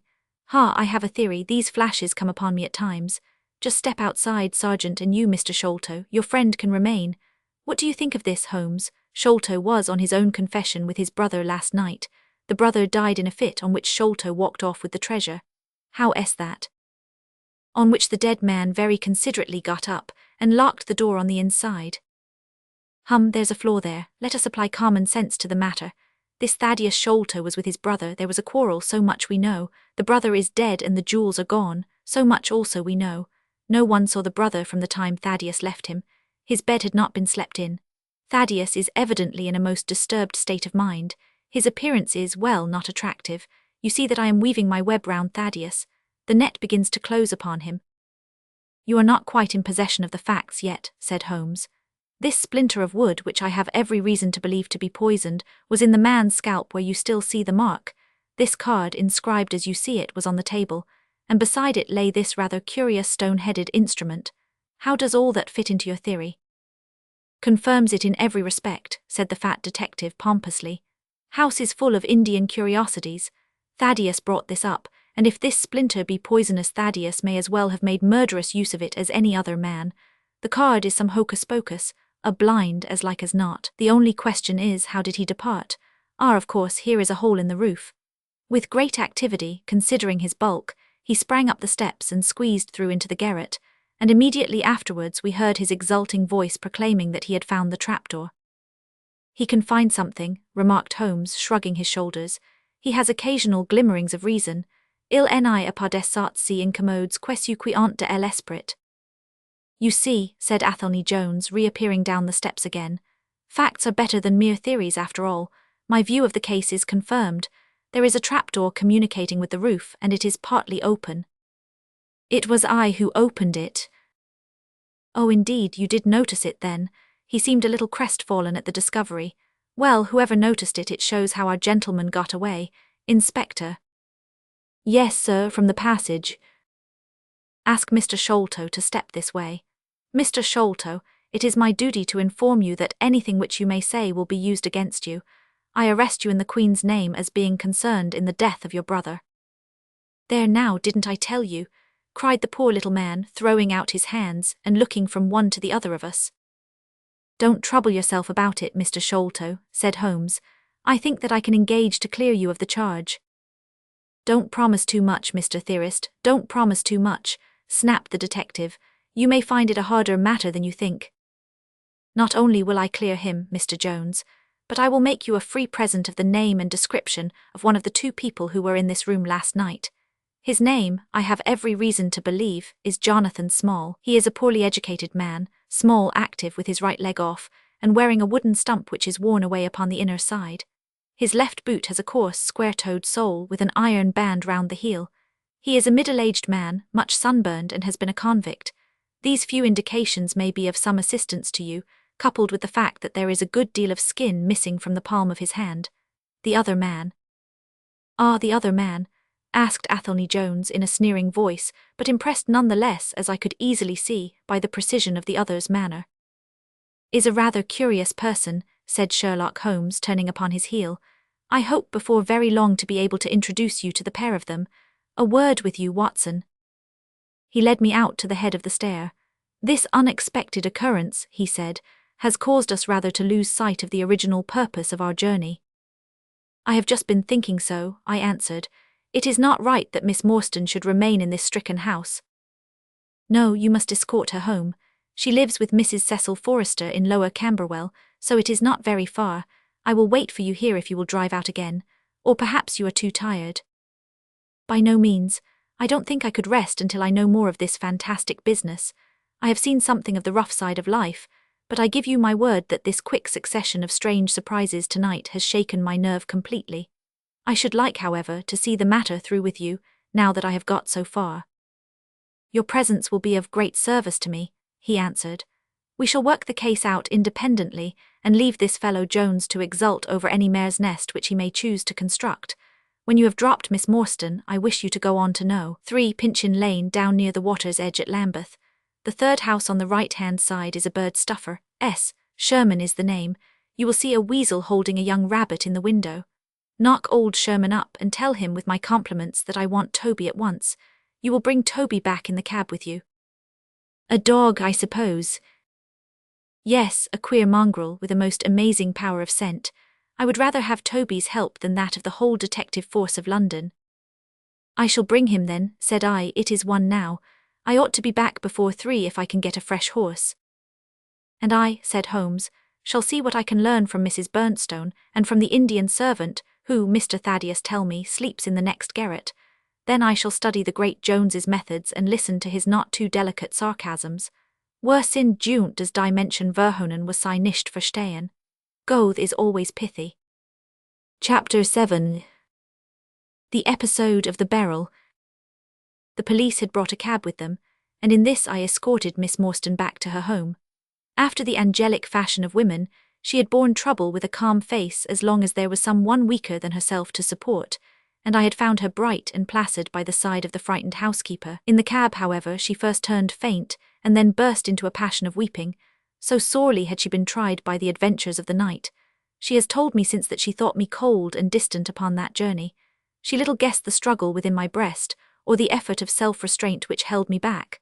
My sympathies and my love went out to her, even as my hand had in the garden. I felt that years of the conventionalities of life could not teach me to know her sweet, brave nature as had this one day of strange experiences. Yet there were 2 thoughts which sealed the words of affection upon my lips. She was weak and helpless, shaken in mind and nerve. It was to take her at a disadvantage to obtrude love upon her at such a time. Worse still, she was rich. If Holmes's researches were successful, she would be an heiress. Was it fair, was it honourable, that a half-pay surgeon should take such advantage of an intimacy which chance had brought about? Might she not look upon me as a mere vulgar fortune-seeker? I could not bear to risk that such a thought should cross her mind. This Agra treasure intervened like an impassable barrier between us. It was nearly 2 o'clock when we reached Mrs. Cecil Forrester's. The servants had retired hours ago, but Mrs. Forrester had been so interested by the strange message which Miss Morstan had received that she had sat up in the hope of her return. She opened the door herself, a middle-aged, graceful woman, and it gave me joy to see how tenderly her arm stole round the other's waist and how motherly was the voice in which she greeted her. She was clearly no mere paid dependent, but an honoured friend. I was introduced, and Mrs. Forrester earnestly begged me to step in and tell her our adventures. I explained, however, the importance of my errand, and promised faithfully to call and report any progress which we might make with the case. As we drove away, I stole a glance back, and I still seemed to see that little group on the step, the two graceful, clinging figures, the half-opened door, the whole light shining through stained glass, the barometer, and the bright stair rods. It was soothing to catch even that passing glimpse of a tranquil English home in the midst of the wild, dark business which had absorbed us.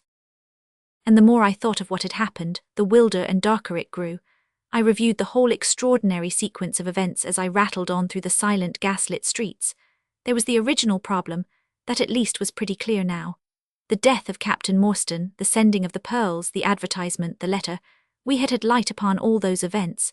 They had only led us, however, to a deeper and far more tragic mystery. The Indian treasure, the curious plan found among Morstan's baggage, the strange scene at Major Sholto's death, the rediscovery of the treasure immediately followed by the murder of the discoverer, the very singular accompaniments to the crime, the footsteps, the remarkable weapons, the words upon the card, corresponding with those upon Captain Morstan's chart. Here was indeed a labyrinth in which a man less singularly endowed than my fellow lodger might well despair of ever finding the clue. Pinchin Lane was a row of shabby two-storied brick houses in the lower quarter of Lambeth. I had to knock for some time at number 3 before I could make my impression. At last, however, there was the glint of a candle behind the blind, and a face looked out at the upper window. "Go on, you drunken vagabone," said the face.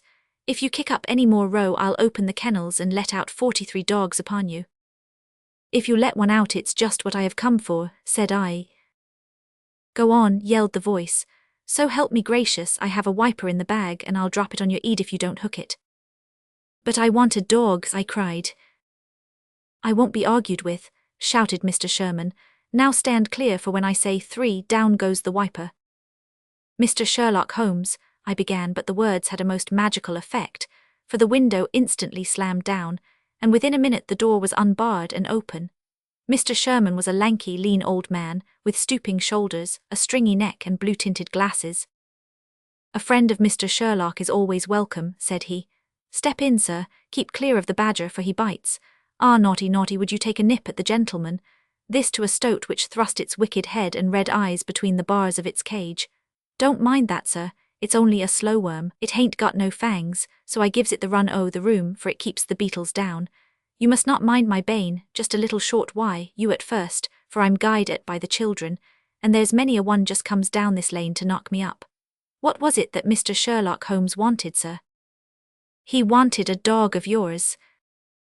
"Ah, that would be Toby." "Yes, Toby was the name. Toby lives at number 7 on the left here." He moved slowly forward with his candle among the queer animal family which he had gathered round him. In the uncertain, shadowy light I could see dimly that there were glancing, glimmering eyes peeping down at us from every cranny and corner. Even the rafters above our heads were lined by solemn fowls, who lazily shifted their weight from one leg to the other as our voices disturbed their slumbers. Toby proved to be an ugly, long-haired, lop-eared creature, half spaniel and half lurcher, brown and white in colour, with a very clumsy waddling gait. It accepted after some hesitation a lump of sugar which the old naturalist handed to me, and having thus sealed an alliance, it followed me to the cab, and made no difficulties about accompanying me. It had just struck 3 on the palace clock when I found myself back once more at Pondicherry Lodge. The ex-prize-fighter McMurdo had, I found, been arrested as an accessory, and both he and Mr. Sholto had been marched off to the station. 2 constables guarded the narrow gate, but they allowed me to pass with the dog on my mentioning the detective's name. Holmes was standing on the doorstep, with his hands in his pockets, smoking his pipe. "Ah, you have him there," said he. "Good dog, then. Athelney Jones has gone. We have had an immense display of energy since you left. He has arrested not only friend Thaddeus, but the gatekeeper, the housekeeper, and the Indian servant. We have the place to ourselves but for a sergeant upstairs. Leave the dog here and come up." We tied Toby to the hall table and reascended the stairs. The room was as he had left it, save that a sheet had been draped over the central figure. A weary-looking police sergeant reclined in the corner. "Lend me your bull's-eye, sergeant," said my companion. "Now tie this bit of card round my neck so as to hang it in front of me. Thank you. Now I must kick off my boots and stockings. Just you carry them down with you, Watson. I am going to do a little climbing, and dip my handkerchief into the creosote. That will do. Now come up into the garret with me for a moment. We clambered up through the hole. Holmes turned his light once more upon the footsteps in the dust. I wish you particularly to notice these footmarks, he said. Do you observe anything noteworthy about them? They belong, I said, to a child or a small woman. Apart from their size, though, is there nothing else? They appear to be much as other footmarks. Not at all, look here, this is the print of a right foot in the dust. Now I make one with my naked foot beside it. What is the chief difference? Your toes are all cramped together. The other print has each toe distinctly divided. Quite so, that is the point. Bear that in mind.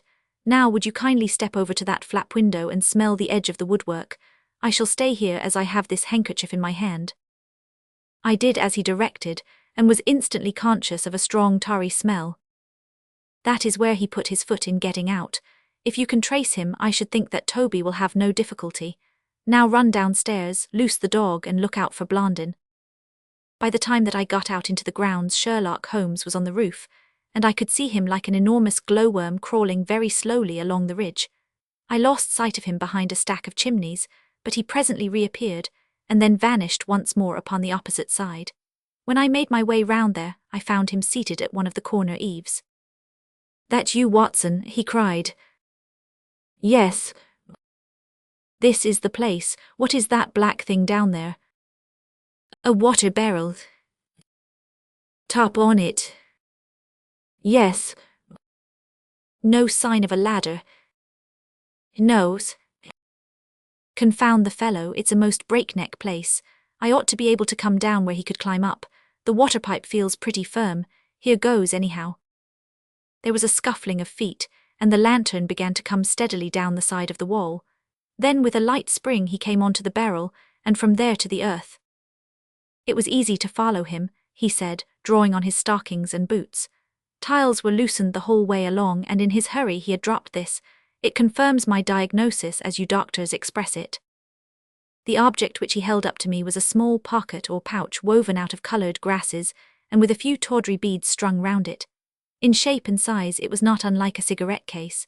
Inside were half a dozen spines of dark wood, sharp at one end and rounded at the other, like that which had struck Bartholomew Sholto. "They are hellish things," said he. "Look out that you don't prick yourself. I'm delighted to have them, for the chances are that they are all he has. There is the less fear of you or me finding one in our skin before long. I would sooner face a martini bullet myself. Are you game for a 6-mile trudge, Watson?" "Certainly," I answered. "Your leg will stand it." "Oh, yes." "Here you are, doggy. Good old Toby. Smell it, Toby, smell it." He pushed the creosote handkerchief under the dog's nose, while the creature stood with its fluffy legs separated, and with a most comical cock to its head, like a connoisseur sniffing the bouquet of a famous vintage. Holmes then threw the handkerchief to a distance, fastened a stout cord to the mongrel's collar, and led him to the foot of the water barrel. The creature instantly broke into a succession of high, tremulous yelps, and with his nose on the ground and his tail in the air, pattered off upon the trail at a pace which strained his leash and kept us at the top of our speed. The east had been gradually whitening, and we could now see some distance in the cold grey light. The square, massive house with its black, empty windows and high, bare walls towered up, sad and forlorn, behind us. Our course led right across the grounds, in and out among the trenches and pits with which they were scarred and intersected. The whole place, with its scattered dirt heaps and ill-grown shrubs, had a blighted, ill-omened look which harmonized with the black tragedy which hung over it. On reaching the boundary wall, Toby ran along, whining eagerly, underneath its shadow, and stopped finally in a corner screened by a young beech. Where the two walls joined, several bricks had been loosened, and the crevices left were worn down and rounded upon the lower side, as though they had frequently been used as a ladder. Holmes clambered up, and taking the dog from me, he dropped it over upon the other side. "There's the print of Woodenleg's hand," he remarked as I mounted up beside him. "You see the slight smudge of blood upon the white plaster. What a lucky thing it is that we have had no very heavy rain since yesterday. The scent will lie upon the road in spite of their 28 hours' start." I confess that I had my doubts myself when I reflected upon the great traffic which had passed along the London road in the interval. My fears were soon appeased, however. Toby never hesitated or swerved, but waddled on in his peculiar rolling fashion. Clearly, the pungent smell of the creosote rose high above all other contending scents. "Do not imagine," said Holmes, "that I depend for my success in this case upon the mere chance of one of these fellows having put his foot in the chemical. I have knowledge now which would enable me to trace them in many different ways. This, however, is the readiest, and since fortune has put it into our hands, I should be culpable if I neglected it. It has, however, prevented the case from becoming the pretty little intellectual problem which it at one time promised to be. There might have been some credit to be gained out of it, but for this too palpable clue." "There is credit and to spare," said I assure you, Holmes, that I marvel at the means by which you obtain your results in this case, even more than I did in the Jefferson Hope murder. The thing seems to me to be deeper and more inexplicable. How, for example, could you describe with such confidence the wooden-legged man?" "Sure, my dear boy, it was simplicity itself. I don't wish to be theatrical. It is all patent and above board. Two officers who are in command of a convict guard learn an important secret as to buried treasure. A map is drawn for them by an Englishman named Jonathan Small. You remember that we saw the name upon the chart in Captain Morstan's possession. He had signed it in behalf of himself and his associates, the sign of the four, as he somewhat dramatically called it. Aided by this chart, the officers, or one of them, gets the treasure and brings it to England, leaving, we will suppose, some condition under which he received it unfulfilled. Now then, why did not Jonathan Small get the treasure himself? The answer is obvious. The chart is dated at a time when Morstan was brought into close association with convicts. Jonathan Small did not get the treasure because he and his associates were themselves convicts and could not get away." "But that is mere speculation," said I. "It is more than that. It is the only hypothesis which covers the facts. Let us see how it fits in with the sequel. Major Sholto remains at peace for some years, happy in the possession of his treasure. Then he receives a letter from India which gives him a great fright. What was that? A letter to say that the men whom he had wronged had been set free. Or had escaped. That is much more likely, for he would have known what their term of imprisonment was. It would not have been a surprise to him. What does he do then?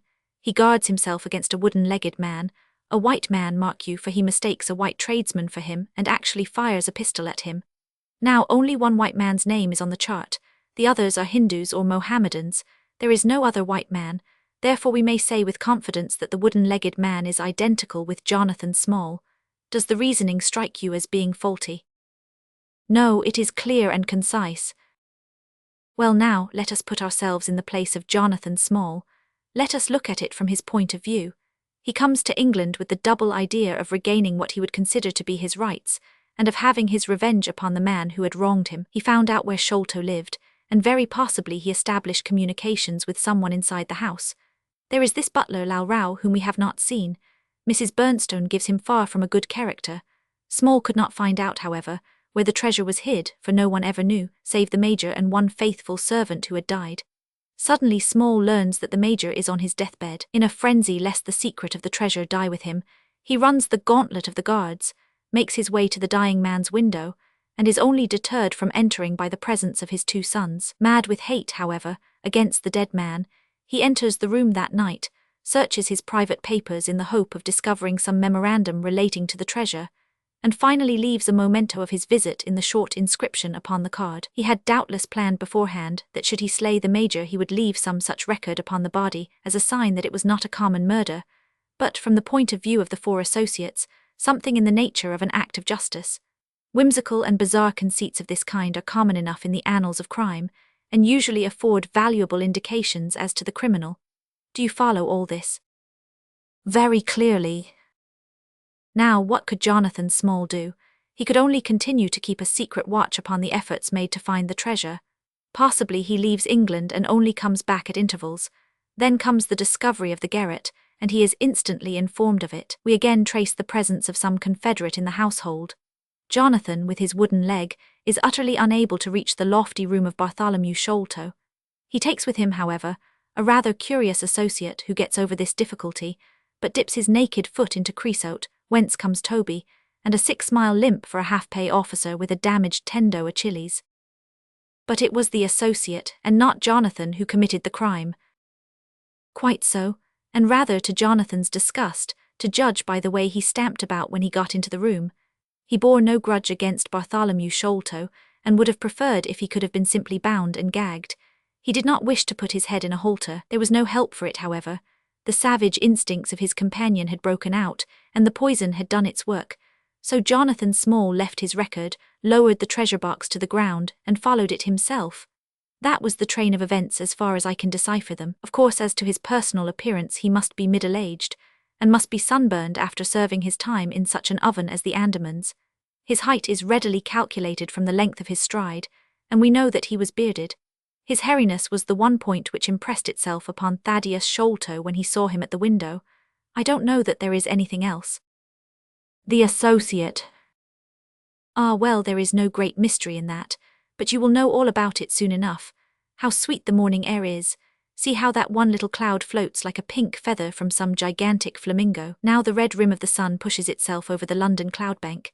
It shines on a good many folk, but on none, I dare bet, who are on a stranger errand than you and I. How small we feel with our petty ambitions and strivings in the presence of the great elemental forces of nature. Are you well up in your Jean Paul? Fairly so. I worked back to him through Carlisle. That was like following the brook to the parent lake. He makes one curious but profound remark. It is that the chief proof of man's real greatness lies in his perception of his own smallness. It argues, you see, a power of comparison and of appreciation which is in itself a proof of nobility. There is much food for thought in Richter. You have not a pistol, have you? I have my stick. It is just possible that we may need something of the sort if we get to their lair. Jonathan, I shall leave to you, but if the other turns nasty, I shall shoot him dead.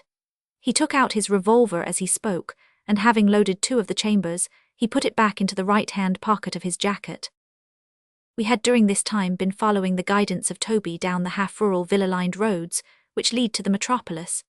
Now, however, we were beginning to come among continuous streets, where labourers and dockmen were already astir, and slatternly women were taking down shutters and brushing doorsteps. At the square-topped corner public houses business was just beginning, and rough-looking men were emerging, rubbing their sleeves across their beards after their morning wet. Strange dogs sauntered up and stared wonderingly at us as we passed, but our inimitable Toby looked neither to the right nor to the left, but trotted onwards with his nose to the ground, and an occasional eager whine which spoke of a hot scent. We had traversed Streatham, Brixton, Camberwell, and now found ourselves in Kennington Lane, having borne away through the side streets to the east of the Oval. The men whom we pursued seemed to have taken a curiously zigzag road, with the idea probably of escaping observation. They had never kept to the main road if a parallel side street would serve their turn. At the foot of Kennington Lane they had edged away to the left through Bond Street and Miles Street. Where the latter street turns into Knight's Place, Toby ceased to advance but began to run backwards and forwards with one ear cocked and the other drooping, the very picture of canine indecision. Then he waddled round in circles, looking up to us from time to time, as if to ask for sympathy in his embarrassment. "What the deuce is the matter with the dog?" growled Holmes. "They surely would not take a cab or go off in a balloon." "Perhaps they stood here for some time," I suggested. "Ah, it's all right, he's off again," said my companion in a tone of relief. He was indeed off, for after sniffing round again he suddenly made up his mind, and darted away with an energy and determination such as he had not yet shown. The scent appeared to be much hotter than before, for he had not even to put his nose on the ground, but tugged at his leash and tried to break into a run. I could see by the gleam in Holmes's eyes that he thought we were nearing the end of our journey. Our course now ran down 9 Elms until we came to Broderick and Nelson's large timber yard, just past the White Eagle Tavern. Here the dog, frantic with excitement, turned down through the side gate into the enclosure, where the sawyers were already at work. On the dog raced through sawdust and shavings down an alley, round a passage, between 2 woodpiles, and finally, with a triumphant yelp, sprang upon a large barrel which still stood upon the hand trolley on which it had been brought. With lolling tongue and blinking eyes, Toby stood upon the cask, looking from one to the other of us for some sign of appreciation. The staves of the barrel and the wheels of the trolley were smeared with a dark liquid, and the whole air was heavy with the smell of creosote. Sherlock Holmes and I looked blankly at each other, and then burst simultaneously into an uncontrollable fit of laughter. Chapter 8. The Baker Street Irregulars. "What now?" I asked. "Toby has lost his character for infallibility." "He acted according to his lights," said Holmes, lifting him down from the barrel and walking him out of the timber yard. "If you consider how much creosote is carted about London in one day, It is no great wonder that our trail should have been crossed. It is much used now, especially for the seasoning of wood. Poor Toby is not to blame. We must get on the main scent again, I suppose. Yes, and fortunately we have no distance to go. Evidently what puzzled the dog at the corner of Knight's Place was that there were two different trails running in opposite directions. We took the wrong one. It only remains to follow the other. There was no difficulty about this. On leading Toby to the place where he had committed his fault, he cast about in a wide circle and finally dashed off in a fresh direction. We must take care that he does not now bring us to the place where the creosote barrel came from, I observed. I had thought of that, but you notice that he keeps on the pavement whereas the barrel passed down the roadway. No, we are on the true scent now. It tended down towards the riverside, running through Belmont Place and Prince's Street. At the end of Broad Street, it ran right down to the water's edge, where there was a small wooden wharf. Toby led us to the very edge of this, and there stood whining, looking out on the dark current beyond. We are out of luck, said Holmes. They have taken to a boat here.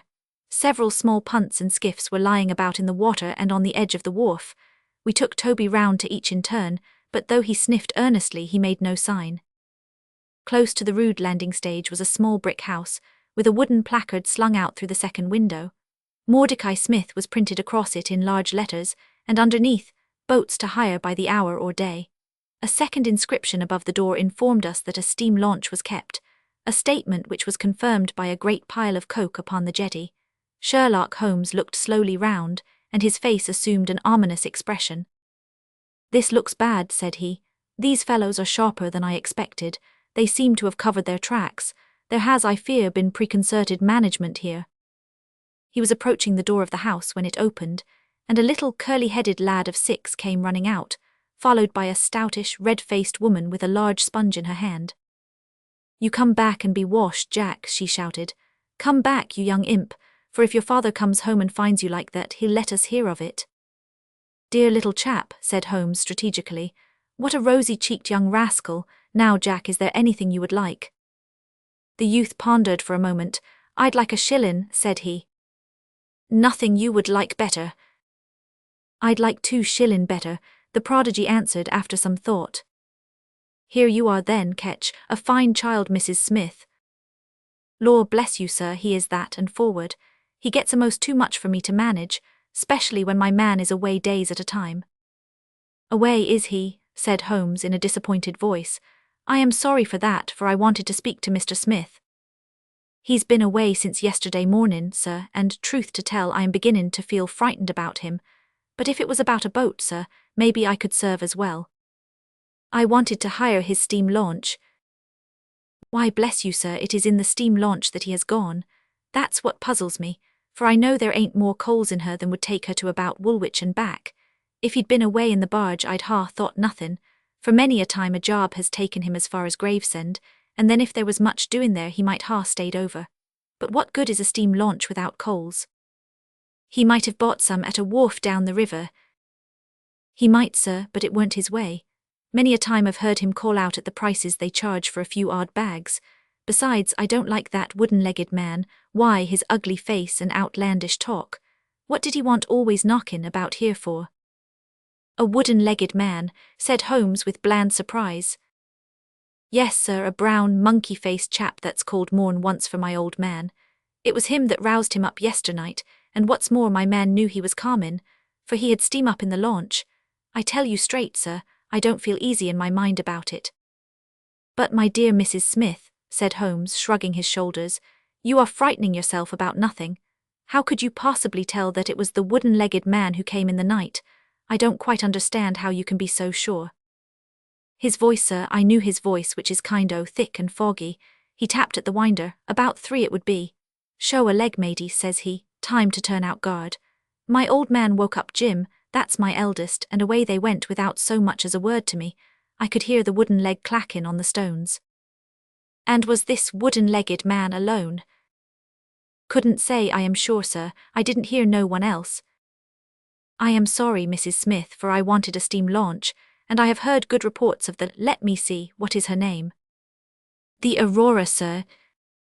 "Ah, she's not that old green launch with a yellow line, very broad in the beam." "No, indeed. She's as trim a little thing as any on the river. She's been fresh painted black with 2 red streaks. Thanks, I hope that you will hear soon from Mr. Smith. I am going down the river, and if I should see anything of the aurora I shall let him know that you are uneasy. A black funnel, you say? No, sir, black with a white band. Ah, of course, it was the sides which were black. Good morning, Mrs. Smith. There is a boatman here with a wherry, Watson. We shall take it and cross the river. The main thing with people of that sort, said Holmes, as we sat in the sheets of the wherry, is never to let them think that their information can be of the slightest importance to you. If you do, they will instantly shut up like an oyster. If you listen to them under protest, as it were, you are very likely to get what you want. Our course now seems pretty clear, said I. What would you do then? I would engage a launch and go down the river on the track of the aurora. My dear fellow, it would be a colossal task. She may have touched at any wharf on either side of the stream between here and Greenwich. Below the bridge there is a perfect labyrinth of landing places for miles. It would take you days and days to exhaust them if you set about it alone. Employ the police, then. No, I shall probably call Athelney Jones in at the last moment. He is not a bad fellow, and I should not like to do anything which would injure him professionally. But I have a fancy for working it out myself, now that we have gone so far. Could we advertise, then, asking for information from wharfingers? Worse and worse. Our men would know that the chase was hot at their heels, and they would be off out of the country. As it is, they are likely enough to leave, but as long as they think they are perfectly safe they will be in no hurry. Jones's energy will be of use to us there, for his view of the case is sure to push itself into the daily press, and the runaways will think that everyone is off on the wrong scent. What are we to do, then? I asked as we landed near Millbank Penitentiary. Take this hansom, drive home, have some breakfast and get an hour's sleep. It is quite on the cards that we may be afoot tonight again. Stop at a telegraph office, cabby. We will keep Toby, for he may be of use to us yet. We pulled up at the Great Peter Street post office and Holmes dispatched his wire. Whom do you think that is to? He asked as we resumed our journey. I am sure I don't know. You remember the Baker Street division of the detective police force, whom I employed in the Jefferson Hope case. Well, said I, laughing, this is just the case where they might be invaluable. If they fail, I have other resources, but I shall try them first. That wire was to my dirty little Lieutenant Wiggins, and I expect that he and his gang will be with us before we have finished our breakfast. It was between 8 and 9 o'clock now, and I was conscious of a strong reaction after the successive excitements of the night. I was limp and weary, befogged in mind and fatigued in body. I had not the professional enthusiasm which carried my companion on, nor could I look at the matter as a mere abstract intellectual problem.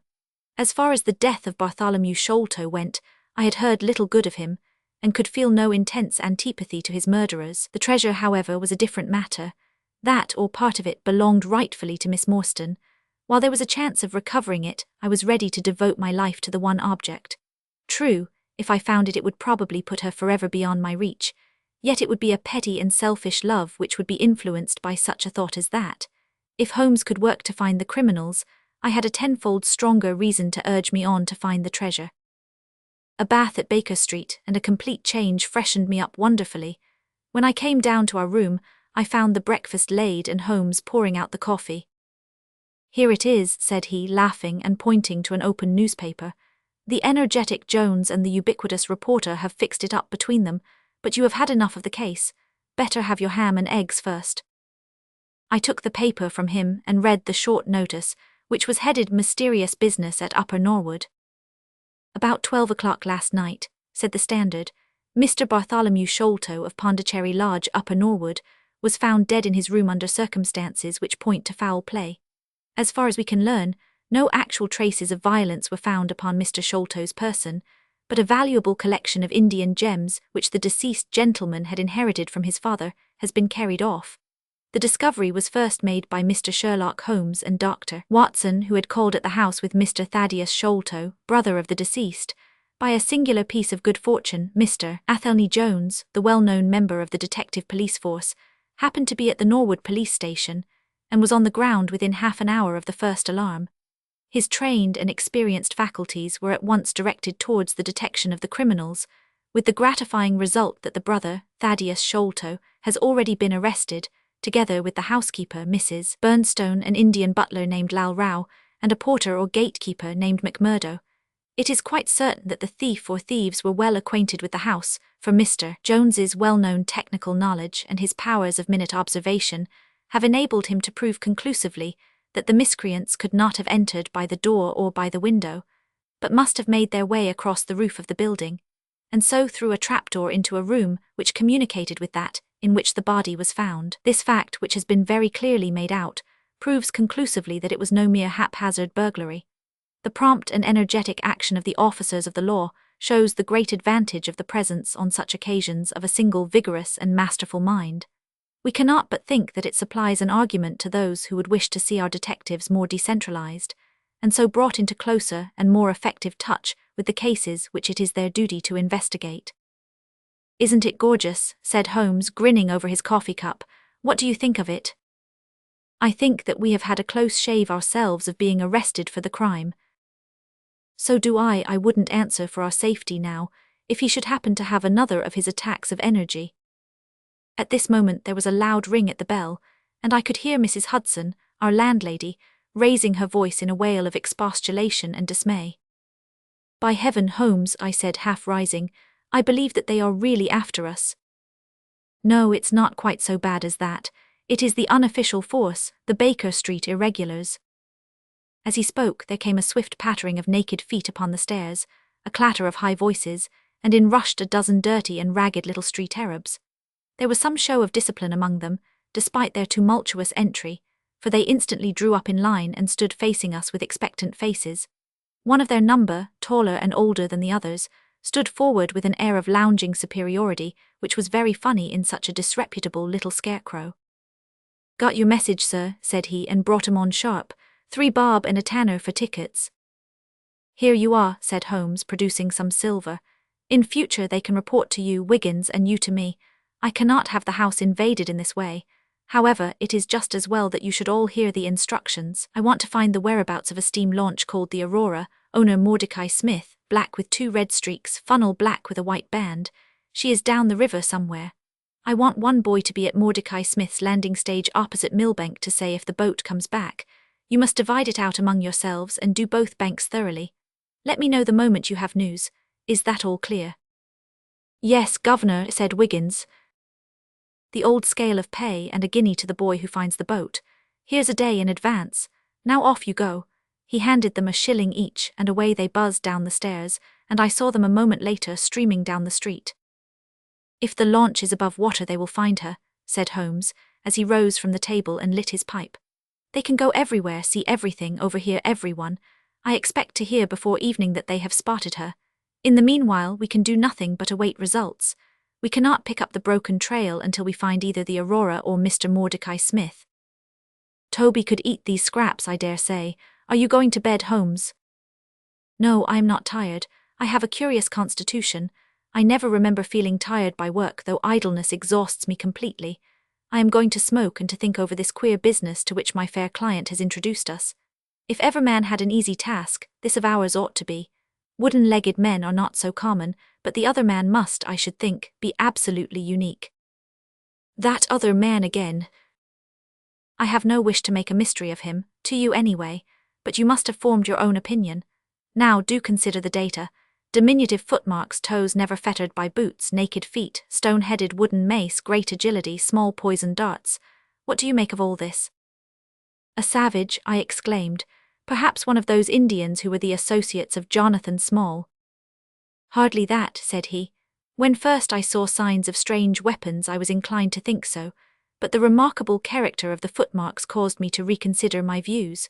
Some of the inhabitants of the Indian peninsula are small men, but none could have left such marks as that. The Hindu proper has long and thin feet. The sandal-wearing Mohammedan has the great toe well separated from the others, because the thong is commonly passed between. These little darts, too, could only be shot in one way. They are from a blowpipe. Now then, where are we to find our savage?" "South American," I hazarded. He stretched his hand up and took down a bulky volume from the shelf. "This is the first volume of a gazetteer which is now being published. It may be looked upon as the very latest authority. What have we here? Andaman Islands, situate miles to the north of Sumatra in the Bay of Bengal. What's all this? Moist climate, coral reefs, sharks, Port Blair, convict barracks, Rutland Island, cottonwoods. Here we are. The Aborigines of the Andaman Islands may perhaps claim the distinction of being the smallest race upon this earth, though some anthropologists prefer the Bushmen of Africa, the Digger Indians of America, and the Terra del Fuegians. The average height is rather below 4 feet, although many full-grown adults may be found who are very much smaller than this. They are a fierce, morose, and intractable people, though capable of forming most devoted friendships when their confidence has once been gained. Mark that, Watson. Now then, listen to this. They are naturally hideous, having large, misshapen heads, small, fierce eyes, and distorted features. Their feet and hands, however, are remarkably small. So intractable and fierce are they that all the efforts of the British official have failed to win them over in any degree. They have always been a terror to shipwrecked crews, braining the survivors with their stone-headed clubs, or shooting them with their poisoned arrows. These massacres are invariably concluded by a cannibal feast. Nice, amiable people, Watson. If this fellow had been left to his own unaided devices, this affair might have taken an even more ghastly turn. I fancy that, even as it is, Jonathan Small would give a good deal not to have employed him. But how came he to have so singular a companion? That is more than I can tell. Since, however, we had already determined that Small had come from the Andamans, it is not so very wonderful that this islander should be with him. No doubt we shall know all about it in time. Look here, Watson, you look regularly done. Lie down there on the sofa, and see if I can put you to sleep. He took up his violin from the corner, and as I stretched myself out he began to play some low, dreamy, melodious air. His own, no doubt, for he had a remarkable gift for improvisation. I have a vague remembrance of his gaunt limbs, his earnest face, and the rise and fall of his bow. Then I seemed to be floated peacefully away upon a soft sea of sound, until I found myself in dreamland, with the sweet face of Mary Morstan looking down upon me. Chapter 9. A break in the chain. It was late in the afternoon before I woke, strengthened and refreshed. Sherlock Holmes still sat exactly as I had left him, save that he had laid aside his violin and was deep in a book. He looked across at me as I stirred, and I noticed that his face was dark and troubled. "You have slept soundly," he said. "I feared that our talk would wake you." "I heard nothing," I answered. "Have you had fresh news, then?" "Unfortunately, no. I confess that I am surprised and disappointed. I expected something definite by this time. Wiggins has just been up to report. He says that no trace can be found of the launch. It is a provoking check, for every hour is of importance. Can I do anything? I am perfectly fresh now and quite ready for another night's outing." "No, we can do nothing. We can only wait. If we go ourselves, the message might come in our absence and delay be caused. You can do what you will, but I must remain on guard." "Then I shall run over to Camberwell and call upon Mrs. Cecil Forrester. She asked me to yesterday." "On Mrs. Cecil Forrester?" asked Holmes with the twinkle of a smile in his eyes. "Well, of course Miss Morstan too. They were anxious to hear what happened." "I would not tell them too much," said Holmes. "Women are never to be entirely trusted, not the best of them." I did not pause to argue over this atrocious sentiment. "I shall be back in an hour or two," I remarked. "All right, good luck. But I say, if you are crossing the river you may as well return Toby, for I don't think it is at all likely that we shall have any use for him now." I took our mongrel accordingly, and left him, together with a half-sovereign, at the old naturalist, S. in Pinchin Lane. At Camberwell I found Miss Morstan a little weary after her night's adventures, but very eager to hear the news. Mrs. Forrester, too, was full of curiosity. I told them all that we had done, suppressing, however, the more dreadful parts of the tragedy. Thus, although I spoke of Mr. Sholto's death, I said nothing of the exact manner and method of it. With all my omissions, however, there was enough to startle and amaze them. "It is a romance," cried Mrs. Forrester. "An injured lady, 500,000 in treasure, a black cannibal, and a wooden-legged ruffian. They take the place of the conventional dragon or wicked earl." "And 2 knight-errants to the rescue," added Miss Morstan with a bright glance at me. "Why, Mary, your fortune depends upon the issue of this search. I don't think that you are nearly excited enough. Just imagine what it must be to be so rich, and to have the world at your feet." It sent a little thrill of joy to my heart to notice that she showed no sign of elation at the prospect. On the contrary, she gave a toss of her proud head, as though the matter were one in which she took small interest. "It is for Mr. Thaddeus Sholto that I am anxious," she said. "Nothing else is of any consequence, but I think that he has behaved most kindly and honourably throughout. It is our duty to clear him of this dreadful and unfounded charge." It was evening before I left Camberwell, and quite dark by the time I reached home. My companion's book and pipe lay by his chair, but he had disappeared. I looked about in the hope of seeing a note, but there was none. "I suppose that Mr. Sherlock Holmes has gone out," I said to Mrs. Hudson as she came up to lower the blinds. "No, sir, he has gone to his room, sir. Do you know, sir," sinking her voice into an impressive whisper, "I am afraid for his health." "Why so, Mrs. Hudson?" "Well, he's that strange, sir. After you was gone he walked up and down until I was weary of the sound of his footstep. Then I heard him talking to himself and muttering, and every time the bell rang out he came on the stairhead, with 'What is that, Mrs. Hudson?' and now he has slammed off to his room, but I can hear him walking away the same as ever. I hope he's not going to be ill, sir. I ventured to say something to him about cooling medicine, but he turned on me, sir, with such a look that I don't know how ever I got out of the room." "I don't think that you have any cause to be uneasy, Mrs. Hudson," I answered. "I have seen him like this before.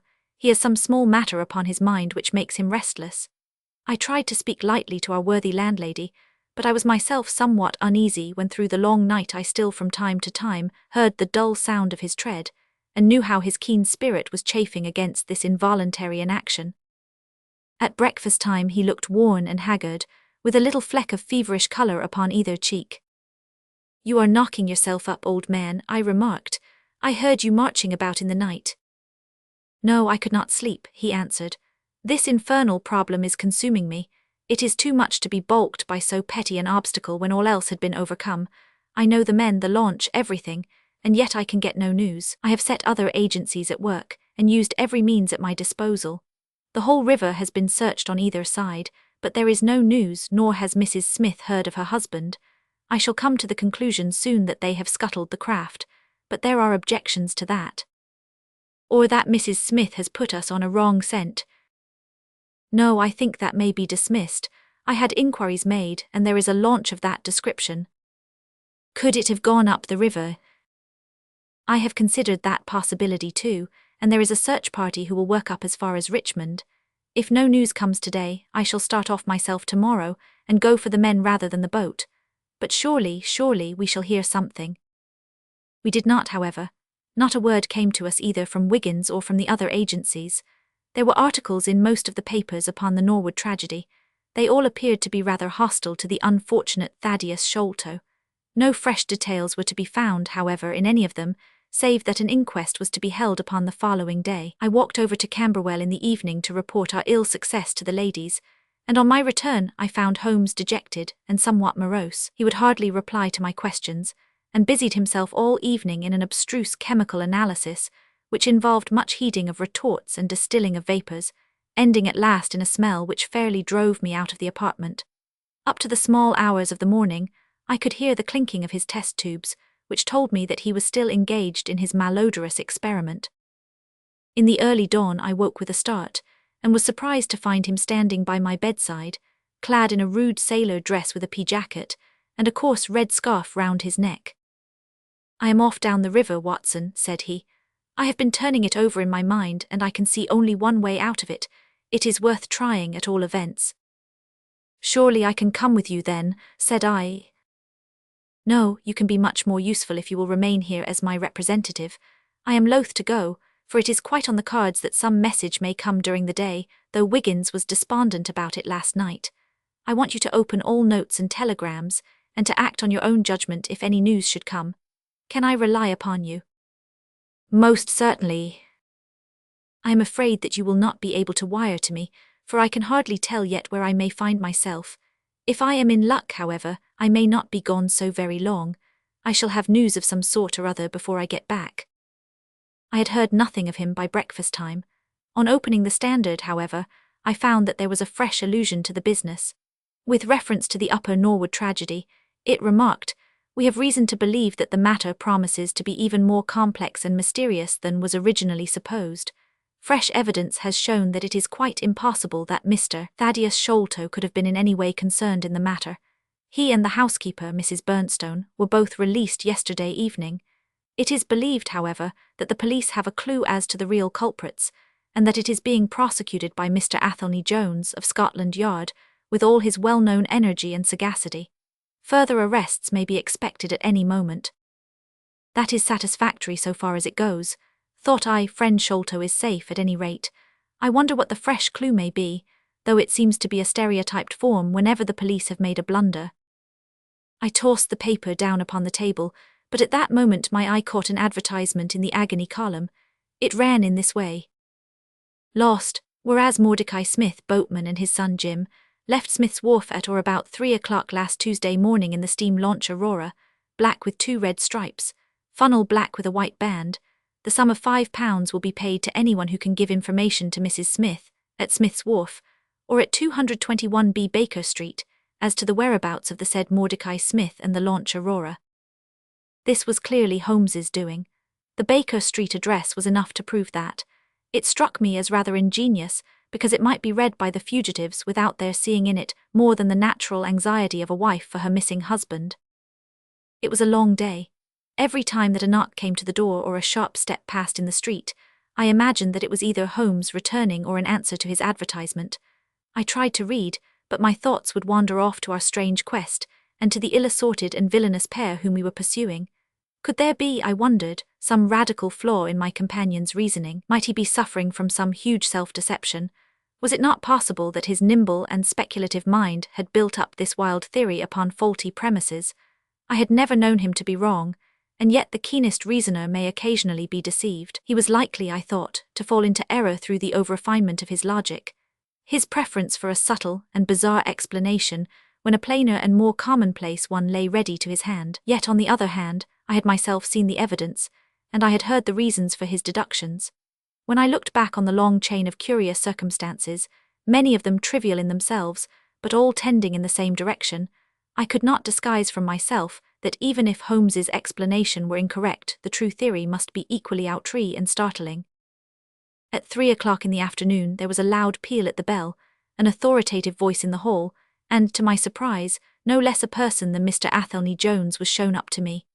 Very different was he, however, from the brusque and masterful professor of common sense who had taken over the case so confidently at Upper Norwood. His expression was downcast, and his bearing meek and even apologetic. "Good day, sir, good day," said he. "Mr. Sherlock Holmes is out, I understand." "Yes, and I cannot be sure when he will be back, but perhaps you would care to wait. Take that chair and try one of these cigars." "Thank you, I don't mind if I do," said he, mopping his face with a red bandana handkerchief. "And a whiskey and soda." "Well, half a glass. It is very hot for the time of year, and I have had a good deal to worry and try me. You know my theory about this Norwood case." "I remember that you expressed one." "Well, I have been obliged to reconsider it. I had my net drawn tightly round Mr. Sholto, sir, when pop he went through a hole in the middle of it. He was able to prove an alibi which could not be shaken. From the time that he left his brother's room he was never out of sight of some one or other, so it could not be he who climbed over roofs and through trapdoors. It's a very dark case, and my professional credit is at stake. I should be very glad of a little assistance." "We all need help sometimes," said I. "Your friend Mr. Sherlock Holmes is a wonderful man, sir," said he in a husky and confidential voice. "He's a man who is not to be beat. I have known that young man go into a good many cases, but I never saw the case yet that he could not throw a light upon. He is irregular in his methods, and a little quick perhaps in jumping at theories, but on the whole I think he would have made a most promising officer, and I don't care who knows it. I have had a wire from him this morning, by which I understand that he has got some clue to this Sholto business. Here is the message."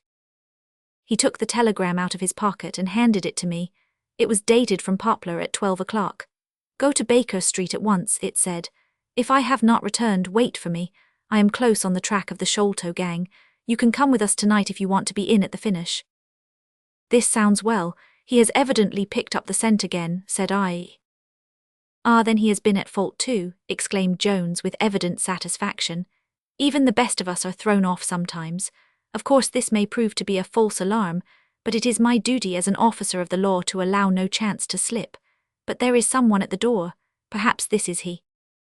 A heavy step was heard ascending the stair, with a great wheezing and rattling as from a man who was sorely put to it for breath. Once or twice he stopped, as though the climb were too much for him, but at last he made his way to our door and entered. His appearance corresponded to the sounds which we had heard. He was an aged man, clad in seafaring garb, with an old pea jacket buttoned up to his throat. His back was bowed, his knees were shaky, and his breathing was painfully asthmatic. As he leaned upon a thick oaken cudgel, his shoulders heaved in the effort to draw the air into his lungs. He had a coloured scarf round his chin, and I could see little of his face save a pair of keen dark eyes, overhung by bushy white brows and long grey side whiskers. Altogether, he gave me the impression of a respectable master mariner who had fallen into years and poverty. "What is it, my man?" I asked. He looked about him in the slow, methodical fashion of old age. "Is Mr. Sherlock Holmes here?" said he. "No, but I am acting for him. You can tell me any message you have for him." "It was to him himself I was to tell it," said he. "But I tell you that I am acting for him. Was it about Mordecai Smith's boat?" "Yes, I knows well where it is, and I knows where the men he is after are, and I knows where the treasure is. I knows all about it."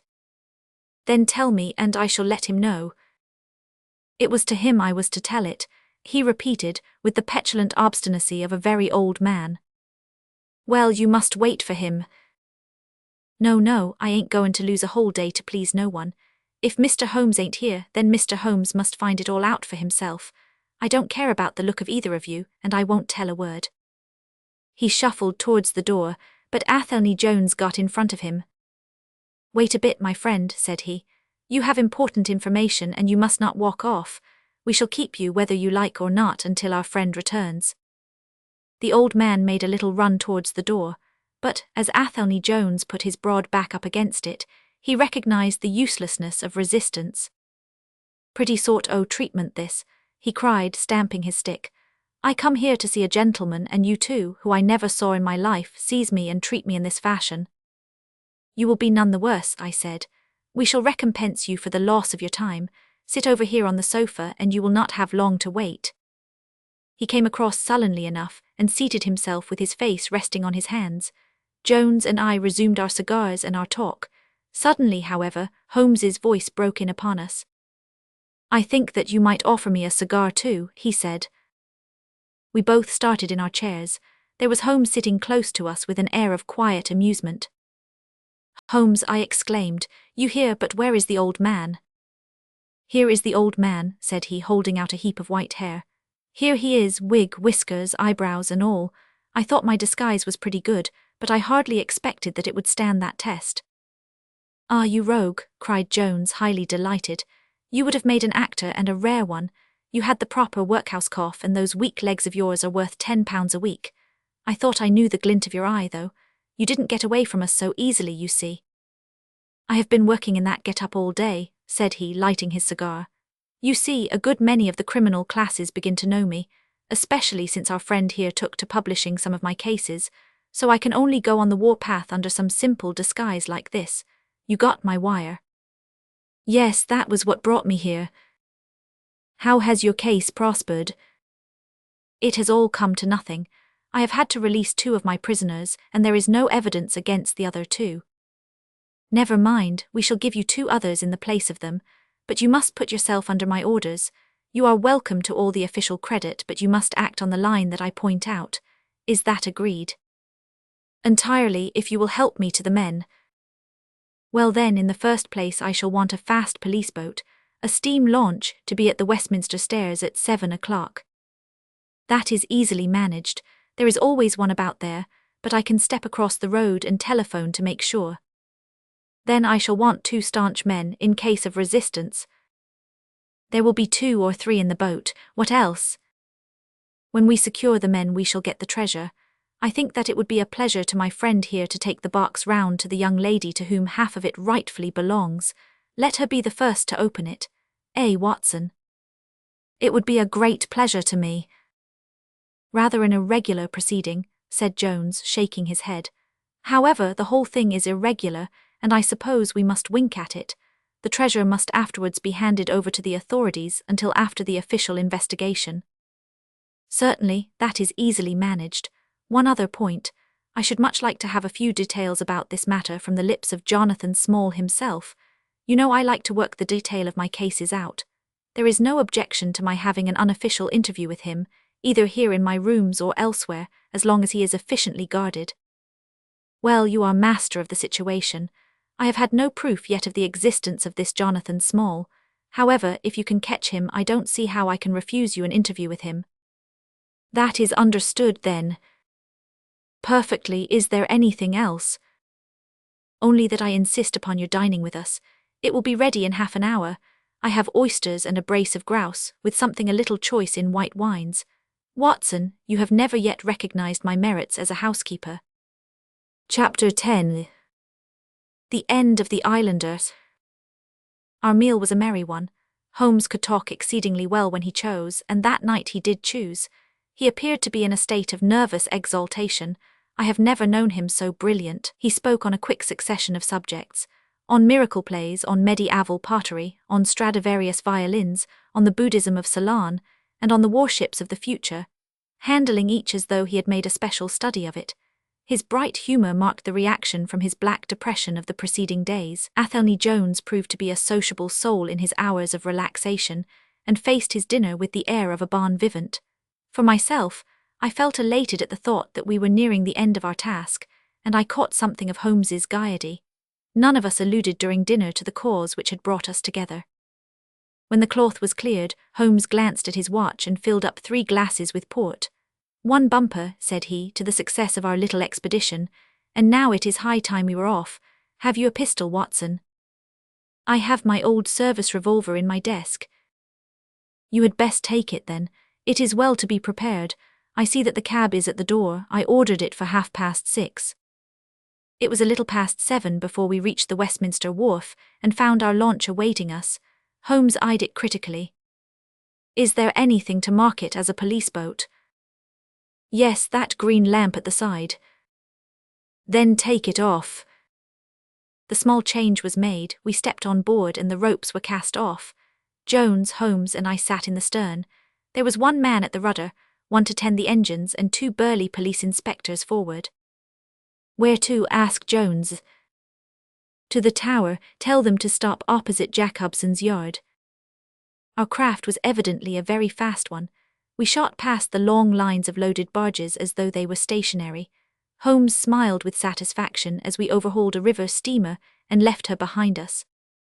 "We ought to be able to catch anything on the river," he said. "Well, hardly that, but there are not many launches to beat us. We shall have to catch the Aurora, and she has a name for being a clipper. I will tell you how the land lies, Watson. You recollect how annoyed I was at being balked by so small a thing?" "Yes." "Well, I gave my mind a thorough rest by plunging into a chemical analysis. One of our greatest statesmen has said that a change of work is the best rest. So it is. When I had succeeded in dissolving the hydrocarbon which I was at work at, I came back to our problem of the shoal-toes and thought the whole matter out again. My boys had been up the river and down the river without result. The launch was not at any landing stage or wharf, nor had it returned, yet it could hardly have been scuttled to hide their traces, though that always remained as a possible hypothesis if all else failed. I knew this man Small had a certain degree of low cunning, but I did not think him capable of anything in the nature of delicate finesse. That is usually a product of higher education. I then reflected that since he had certainly been in London some time, as we had evidence that he maintained a continual watch over Pondicherry Lodge, he could hardly leave at a moment's notice, but would need some little time, if it were only a day, to arrange his affairs. That was the balance of probability, at any rate. "It seems to me to be a little weak," said I. "It is more probable that he had arranged his affairs before ever he set out upon his expedition." "No, I hardly think so. This lair of his would be too valuable a retreat in case of need for him to give it up, until he was sure that he could do without it. But a second consideration struck me. Jonathan Small must have felt that the peculiar appearance of his companion, however much he may have top-coated him, would give rise to gossip and possibly be associated with this Norwood tragedy. He was quite sharp enough to see that.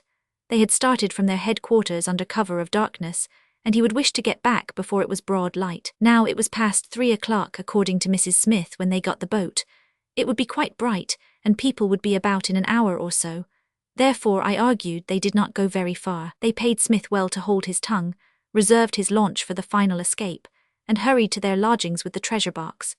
In a couple of nights, when they had time to see what view the papers took, and whether there was any suspicion, they would make their way under cover of darkness to some ship at Gravesend or in the Downs, where no doubt they had already arranged for passages to America or the colonies. But the launch, they could not have taken that to their lodgings. Quite so. I argued that the launch must be no great way off, in spite of its invisibility. I then put myself in the place of Small, and looked at it as a man of his capacity would. He would probably consider that to send back the launch or to keep it at a wharf would make pursuit easy if the police did happen to get on his track. How then could he conceal the launch and yet have her at hand when wanted? I wondered what I should do myself if I were in his shoes. I could only think of one way of doing it. I might hand the launch over to some boat builder or repairer with directions to make a trifling change in her. She would then be removed to his shed or yard, and so be effectually concealed, while at the same time I could have her at a few hours' notice. That seems simple enough. It is just these very simple things which are extremely liable to be overlooked. However, I determined to act on the idea.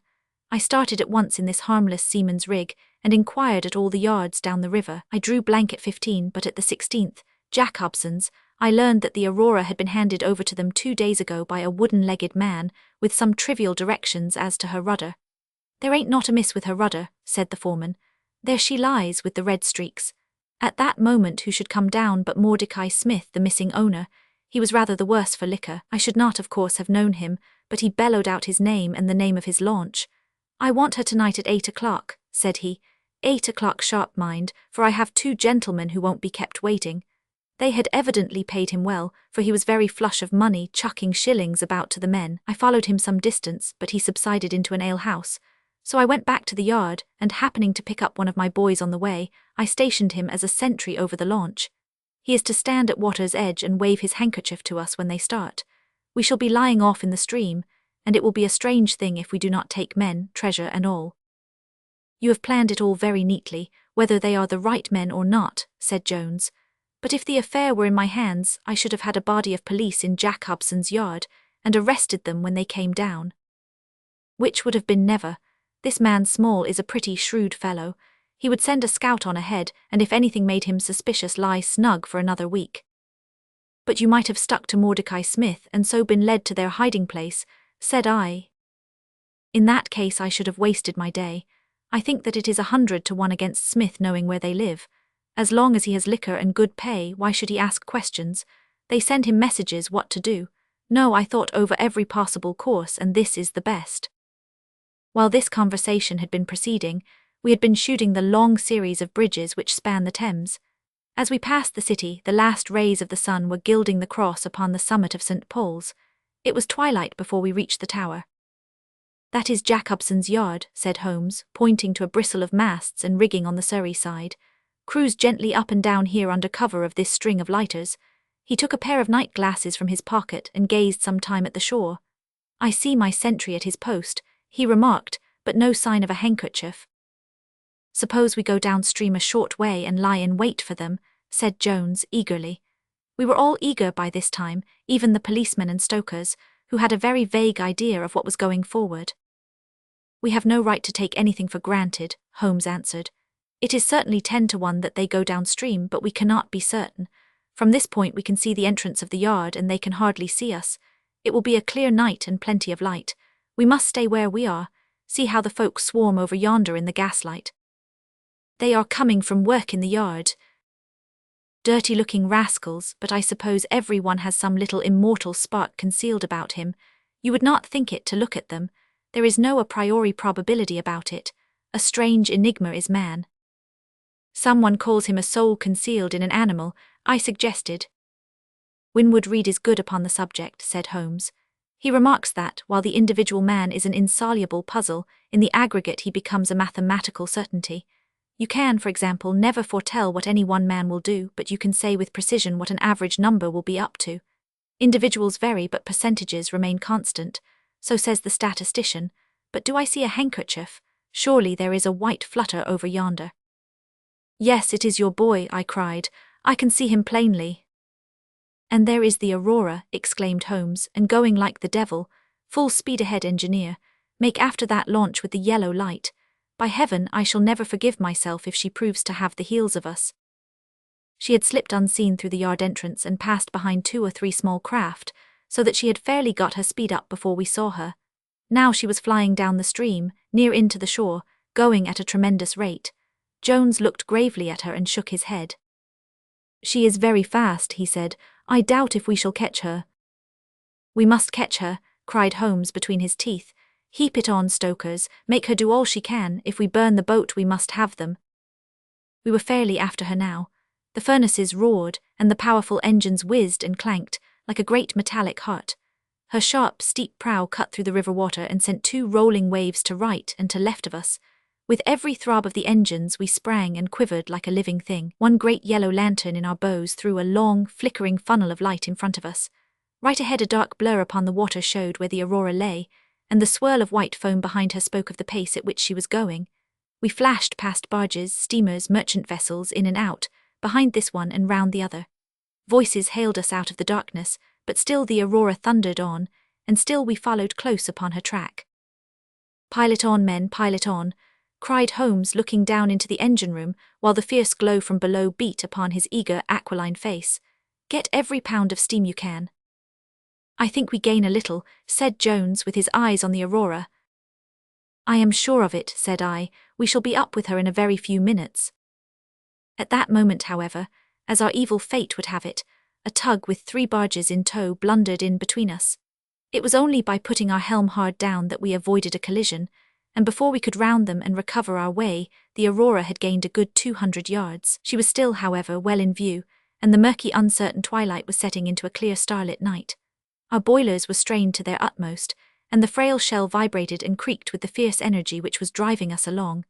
We had shot through the pool, past the West India docks, down the long dipped-forward reach, and up again after rounding the Isle of Dogs. The dull blur in front of us resolved itself now clearly enough into the dainty Aurora. Jones turned our searchlight upon her, so that we could plainly see the figures upon her deck. One man sat by the stern with something black between his knees over which he stooped. Beside him lay a dark mass which looked like a Newfoundland dog. The boy held the tiller, while against the red glare of the furnace I could see old Smith, stripped to the waist, and shoveling coals for dear life. They may have had some doubt at first as to whether we were really pursuing them, but now as we followed every winding and turning which they took there could no longer be any question about it. At Greenwich we were about 300 paces behind them. At Blackwall we could not have been more than 250. I have coursed many creatures in many countries during my checkered career, but never did sport give me such a wild thrill as this mad, flying man-hunt down the Thames. Steadily we drew in upon them, yard by yard.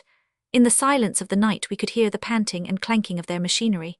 The man in the stern still crouched upon the deck, and his arms were moving as though he were busy, while every now and then he would look up and measure with a glance the distance which still separated us. Nearer we came and nearer. Jones yelled to them to stop. We were not more than 4 boats' lengths behind them, both boats flying at a tremendous pace. It was a clear reach of the river, with Barking Level upon one side and the melancholy Plumstead marshes upon the other. At our hail the man in the stern sprang up from the deck and shook his 2 clenched fists at us, cursing the while in a high, cracked voice. He was a good-sized, powerful man, and as he stood poising himself with legs astride, I could see that from the thigh downwards there was but a wooden stump upon the right side. At the sound of his strident, angry cries there was movement in the huddled bundle upon the deck. It straightened itself into a little black man, the smallest I have ever seen, with a great, misshapen head and a shock of tangled, dishevelled hair. Holmes had already drawn his revolver, and I whipped out mine at the sight of this savage, distorted creature. He was wrapped in some sort of dark ulster or blanket, which left only his face exposed, but that face was enough to give a man a sleepless night. Never have I seen features so deeply marked with all bestiality and cruelty. His small eyes glowed and burned with a sombre light, and his thick lips were writhed back from his teeth, which grinned and chattered at us with a half-animal fury. "Fire if he raises his hand," said Holmes quietly. We were within a boat's length by this time, and almost within touch of our quarry. I can see the 2 of them now as they stood, the white man with his legs far apart, shrieking out curses, and the unhallowed dwarf with his hideous face, and his strong yellow teeth gnashing at us in the light of our lantern. It was well that we had so clear a view of him. Even as we looked he plucked out from under his covering a short, round piece of wood, like a school ruler, and clapped it to his lips. Our pistols rang out together. He whirled round, threw up his arms, and with a kind of choking cough fell sideways into the stream. I caught one glimpse of his venomous, menacing eyes amid the white swirl of the waters. At the same moment, the wooden-legged man threw himself upon the rudder and put it hard down, so that his boat made straight in for the southern bank, while we shot past her stern, only clearing her by a few feet.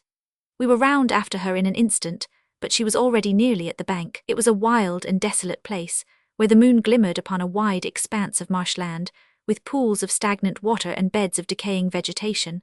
The launch with a dull thud ran up upon the mudbank, with her bow in the air and her stern flush with the water. The fugitive sprang out, but his stump instantly sank its whole length into the sodden soil. In vain he struggled and writhed. Not one step could he possibly take either forwards or backwards. He yelled in impotent rage, and kicked frantically into the mud with his other foot, but his struggles only bored his wooden pin the deeper into the sticky bank. When we brought our launch alongside, he was so firmly anchored that it was only by throwing the end of a rope over his shoulders that we were able to haul him out, and to drag him, like some evil fish, over our side. The two Smiths, father and son, sat sullenly in their launch, but came aboard meekly enough when commanded. The Aurora herself we hauled off and made fast to our stern. A solid iron chest of Indian workmanship stood upon the deck. This, there could be no question, was the same that had contained the ill-omened treasure of the Sholtos. There was no key, but it was of considerable weight, so we transferred it carefully to our own little cabin. As we steamed slowly upstream again, we flashed our searchlight in every direction, but there was no sign of the islander. Somewhere in the dark ooze at the bottom of the Thames lie the bones of that strange visitor to our shores. "See here," said Holmes, pointing to the wooden hatchway. We were hardly quick enough with our pistols. There, sure enough, just behind where we had been standing, stuck one of those murderous darts which we knew so well. It must have whizzed between us at the instant that we fired. Holmes smiled at it and shrugged his shoulders in his easy fashion, but I confess that it turned me sick to think of the horrible death which had passed so close to us that night. Chapter 11. The Great Agra Treasure. Our captive sat in the cabin opposite to the iron box which he had done so much and waited so long to gain. He was a sunburned, reckless-eyed fellow, with a network of lines and wrinkles all over his mahogany features, which told of a hard, open-air life. There was a singular prominence about his bearded chin, which marked a man who was not to be easily turned from his purpose. His age may have been 50 or thereabouts, for his black, curly hair was thickly shot with grey. His face in repose was not an unpleasing one, though his heavy brows and aggressive chin gave him, as I had lately seen, a terrible expression when moved to anger. He sat now with his handcuffed hands upon his lap, and his head sunk upon his breast, while he looked with his keen, twinkling eyes at the box which had been the cause of his ill-doings. It seemed to me that there was more sorrow than anger in his rigid and contained countenance. Once he looked up at me with a gleam of something like humour in his eyes. "Well, Jonathan Small," said Holmes, lighting a cigar, "I am sorry that it has come to this." "And so am I, sir," he answered frankly. "I don't believe that I can swing over the job. I give you my word on the book that I never raised hand against Mr. Sholto. It was that little hellhound Tonga who shot one of his cursed darts into him. I had no part in it, sir. I was as grieved as if it had been my blood relation. I welted the little devil with the slack end of the rope for it, but it was done, and I could not undo it again." "Have a cigar," said Holmes, "and you had best take a pull out of my flask, for you are very wet. How could you expect so small and weak a man as this black fellow to overpower Mr. Sholto and hold him while you were climbing the rope?" "You seem to know as much about it as if you were there, sir. The truth is that I hoped to find the room clear. I knew the habits of the house pretty well, and it was the time when Mr. Sholto usually went down to his supper. I shall make no secret of the business. The best defence that I can make is just the simple truth. Now, if it had been the old Major, I would have swung for him with a light heart. I would have thought no more of knifing him than of smoking this cigar. But it's cursed hard that I should be lagged over this young Sholto, with whom I had no quarrel whatever. You are under the charge of Mr. Athelney Jones of Scotland Yard. He is going to bring you up to my rooms, and I shall ask you for a true account of the matter. You must make a clean breast of it, for if you do I hope that I may be of use to you. I think I can prove that the poison acts so quickly that the man was dead before ever you reached the room." "That he was, sir. I never got such a turn in my life as when I saw him grinning at me with his head on his shoulder as I climbed through the window. It fairly shook me, sir. I'd have half killed Tonga for it if he had not scrambled off. That was how he came to leave his club, and some of his darts too, as he tells me, which I dare say helped to put you on our track, though how you kept on it is more than I can tell. I don't feel no malice against you for it, but it does seem a queer thing," he added with a bitter smile, that I who have a fair claim to nigh upon 500,000 of money should spend the first half of my life building a breakwater in the Andamans, and am like to spend the other half digging drains at Dartmoor. It was an evil day for me when first I clapped eyes upon the merchant Achmet, and had to do with the Agra treasure, which never brought anything but a curse yet upon the man who owned it. To him it brought murder, to Major Sholto it brought fear and guilt, to me it has meant slavery for life. At this moment Athelney Jones thrust his broad face and heavy shoulders into the tiny cabin. "Quite a family party," he remarked. "I think I shall have a pull at that flask, Holmes. Well, I think we may all congratulate each other. Pity we didn't take the other alive, but there was no choice. I say, Holmes, you must confess that you cut it rather fine. It was all we could do to overhaul her." "All is well that ends well," said Holmes, "but I certainly did not know that the Aurora was such a clipper. Smith says she is one of the fastest launches on the river, and that if he had had another man to help him with the engines we should never have caught her. He swears he knew nothing of this Norwood business." "Neither he did," cried our prisoner, "not a word.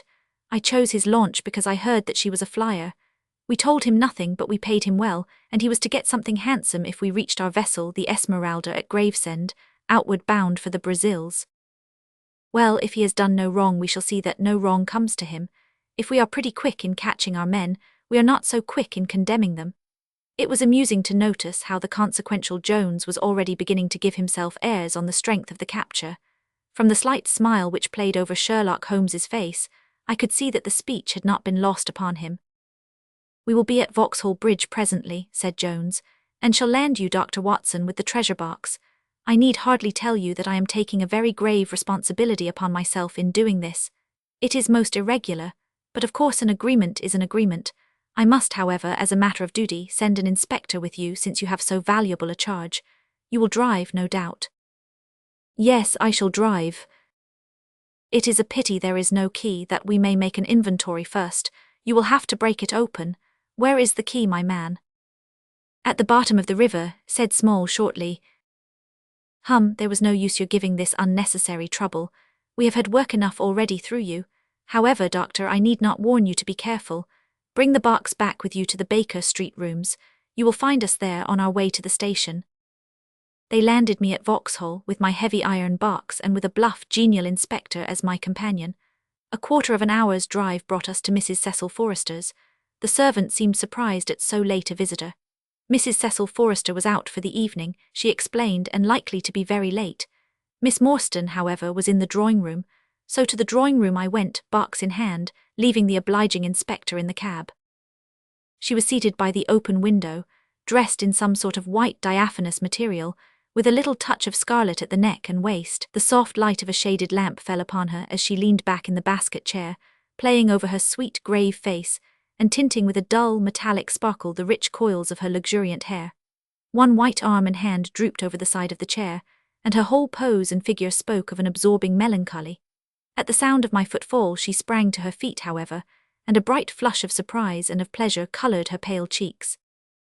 "I heard a cab drive up," she said. "I thought that Mrs. Forrester had come back very early, but I never dreamed that it might be you. What news have you brought me?" "I have brought something better than news," said I, putting down the box upon the table and speaking jovially and boisterously, though my heart was heavy within me. "I have brought you something which is worth all the news in the world. I have brought you a fortune." She glanced at the iron box. "Is that the treasure, then?" she asked coolly enough. "Yes, this is the great Agra treasure. Half of it is yours and half is Thaddeus Sholto's. You will have a couple of 100,000 each. Think of that, an annuity of £10,000. There will be few richer young ladies in England. Is it not glorious?" I think that I must have been rather overacting my delight, and that she detected a hollow ring in my congratulations, for I saw her eyebrows rise a little, and she glanced at me curiously. "If I have it," said she, "I owe it to you." "No, no," I answered, "not to me but to my friend Sherlock Holmes. With all the will in the world, I could never have followed up a clue which has taxed even his analytical genius. As it was, we very nearly lost it at the last moment." "Pray sit down and tell me all about it, Dr. Watson," said she. I narrated briefly what had occurred since I had seen her last, Holmes's new method of search, the discovery of the Aurora, the appearance of Athelney Jones, our expedition in the evening, and the wild chase down the Thames. She listened with parted lips and shining eyes to my recital of our adventures. When I spoke of the dart which had so narrowly missed us, she turned so white that I feared that she was about to faint. "It is nothing," she said, as I hastened to pour her out some water. "I am all right again. It was a shock to me to hear that I had placed my friends in such horrible peril." "That is all over," I answered. "It was nothing. I will tell you no more gloomy details. Let us turn to something brighter. There is the treasure. What could be brighter than that? I got leave to bring it with me, thinking that it would interest you to be the first to see it." "It would be of the greatest interest to me," she said. There was no eagerness in her voice, however. It had struck her, doubtless, that it might seem ungracious upon her part to be indifferent to a prize which had cost so much to win. "What a pretty box," she said, stooping over it. "This is Indian work, I suppose." "Yes, it is Benares metalwork." "And so heavy," she exclaimed, trying to raise it. "The box alone must be of some value. Where is the key?" "Small threw it into the Thames," I answered. "I must borrow Mrs. Forrester's poker." There was in the front a thick and broad hasp, wrought in the image of a sitting Buddha. Under this I thrust the end of the poker and twisted it outward as a lever. The hasp sprang open with a loud snap. With trembling fingers I flung back the lid. We both stood gazing in astonishment. The box was empty. No wonder that it was heavy. The ironwork was 2/3 of an inch thick all round. It was massive, well made, and solid, like a chest constructed to carry things of great price, but not one shred or crumb of metal or jewelry lay within it. It was absolutely and completely empty. "The treasure is lost," said Miss Morstan calmly. As I listened to the words and realized what they meant, a great shadow seemed to pass from my soul. I did not know how this Agra treasure had weighed me down, until now that it was finally removed. It was selfish, no doubt disloyal, wrong, but I could realize nothing save that the golden barrier was gone from between us. "Thank God!" I ejaculated from my very heart. She looked at me with a quick, questioning smile. "Why do you say that?" she asked. "Because you are within my reach again," I said, taking her hand. She did not withdraw it. "Because I love you, Mary, as truly as ever a man loved a woman. Because this treasure, these riches, sealed my lips. Now that they are gone I can tell you how I love you. That is why I said, thank God." "Then I say, thank God, too," she whispered, as I drew her to my side. Whoever had lost a treasure, I knew that night that I had gained one. Chapter 12. The Strange Story of Jonathan Small. A very patient man was that inspector in the cab, for it was a weary time before I rejoined him. His face clouded over when I showed him the empty box. "There goes the reward," said he gloomily. "Where there is no money there is no pay. This night's work would have been worth a tenner each to Sam Brown and me if the treasure had been there." "Mr. Thaddeus Sholto is a rich man," I said. "He will see that you are rewarded, treasure or no." The inspector shook his head despondently, however. "It's a bad job," he repeated, "and so Mr. Athelney Jones will think." His forecast proved to be correct, for the detective looked blank enough when I got to Baker Street and showed him the empty box. They had only just arrived, Holmes, the prisoner, and he, for they had changed their plans so far as to report themselves at a station upon the way. My companion lounged in his armchair with his usual listless expression, while Small sat stolidly opposite to him with his wooden leg cocked over his sound one. As I exhibited the empty box, he leaned back in his chair and laughed aloud. "This is your doing, Small," said Athelney Jones angrily. "Yes, I have put it away where you shall never lay hand upon it," he cried exultantly. "It is my treasure, and if I can't have the loot I'll take darned good care that no one else does. I tell you that no living man has any right to it, unless it is 3 men who are in the Andaman convict barracks and myself. I know now that I cannot have the use of it, and I know that they cannot. I have acted all through for them as much as for myself. It's been the sign of 4 with us always. Well, I know that they would have had me do just what I have done, and throw the treasure into the Thames rather than let it go to kith or kin of Sholto or of Morstan. It was not to make them rich that we did for Ichmet. You'll find the treasure where the key is and where little Tonga is. When I saw that your launch must catch us, I put the loot away in a safe place. There are no rupees for you this journey." "You are deceiving us, Small," said Athelney Jones sternly. "If you had wished to throw the treasure into the Thames it would have been easier for you to have thrown box and all." "Easier for me to throw and easier for you to recover," he answered with a shrewd sidelong look. "The man that was clever enough to hunt me down is clever enough to pick an iron box from the bottom of a river. Now that they are scattered over 5 miles or so, it may be a harder job. It went to my heart to do it, though. I was half mad when you came up with us. However, there's no good grieving over it. I've had ups in my life and I've had downs, but I've learned not to cry over spilled milk." "This is a very serious matter, Small," said the detective. "If you had helped justice instead of thwarting it in this way, you would have had a better chance at your trial." "Justice," snarled the ex-convict. "A pretty justice, whose loot is this if it is not ours? Where is the justice that I should give it up to those who have never earned it? Look how I have earned it. 20 long years in that fever-ridden swamp, all day at work under the mangrove tree, all night chained up in the filthy convict huts, bitten by mosquitoes, racked with ague, bullied by every cursed black-faced policeman who loved to take it out of a white man. That was how I earned the Agra treasure. And you talk to me of justice because I cannot bear to feel that I have paid this price only that another may enjoy it. I would rather swing a score of times, or have one of Tonga's darts in my hide, than live in a convict's cell and feel that another man is at his ease in a palace with the money that should be mine." Small had dropped his mask of stoicism, and all this came out in a wild whirl of words, while his eyes blazed, and the handcuffs clanked together with the impassioned movement of his hands. I could understand, as I saw the fury and the passion of the man, that it was no groundless or unnatural terror which had possessed Major Sholto when he first learned that the injured convict was upon his track. "You forget that we know nothing of all this," said Holmes quietly. "We have not heard your story, and we cannot tell how far justice may originally have been on your side." "Well, sir, you have been very fair-spoken to me, though I can see that I have you to thank that I have these bracelets upon my wrists. Still, I bear no grudge for that. It is all fair and above board. If you want to hear my story, I have no wish to hold it back. What I say to you is God's truth, every word of it. Thank you, you can put the glass beside me here, and I'll put my lips to it if I am dry. I am a Worcestershire man myself, born near Pershore. I dare say you would find a heap of Smalls living there now if you were to look. I have often thought of taking a look round there, but the truth is that I was never much of a credit to the family, and I doubt if they would be so very glad to see me. They were all steady, chapel-going folk, small farmers, well known and respected over the countryside, while I was always a bit of a rover. At last, however, when I was about 18, I gave them no more trouble, for I got into a mess over a girl, and could only get out of it again by taking the Queen's shilling and joining the 3rd Buffs, which was just starting for India. I wasn't destined to do much soldiering, however. I had just got past the goose step and learned to handle my musket when I was fool enough to go swimming in the Ganges.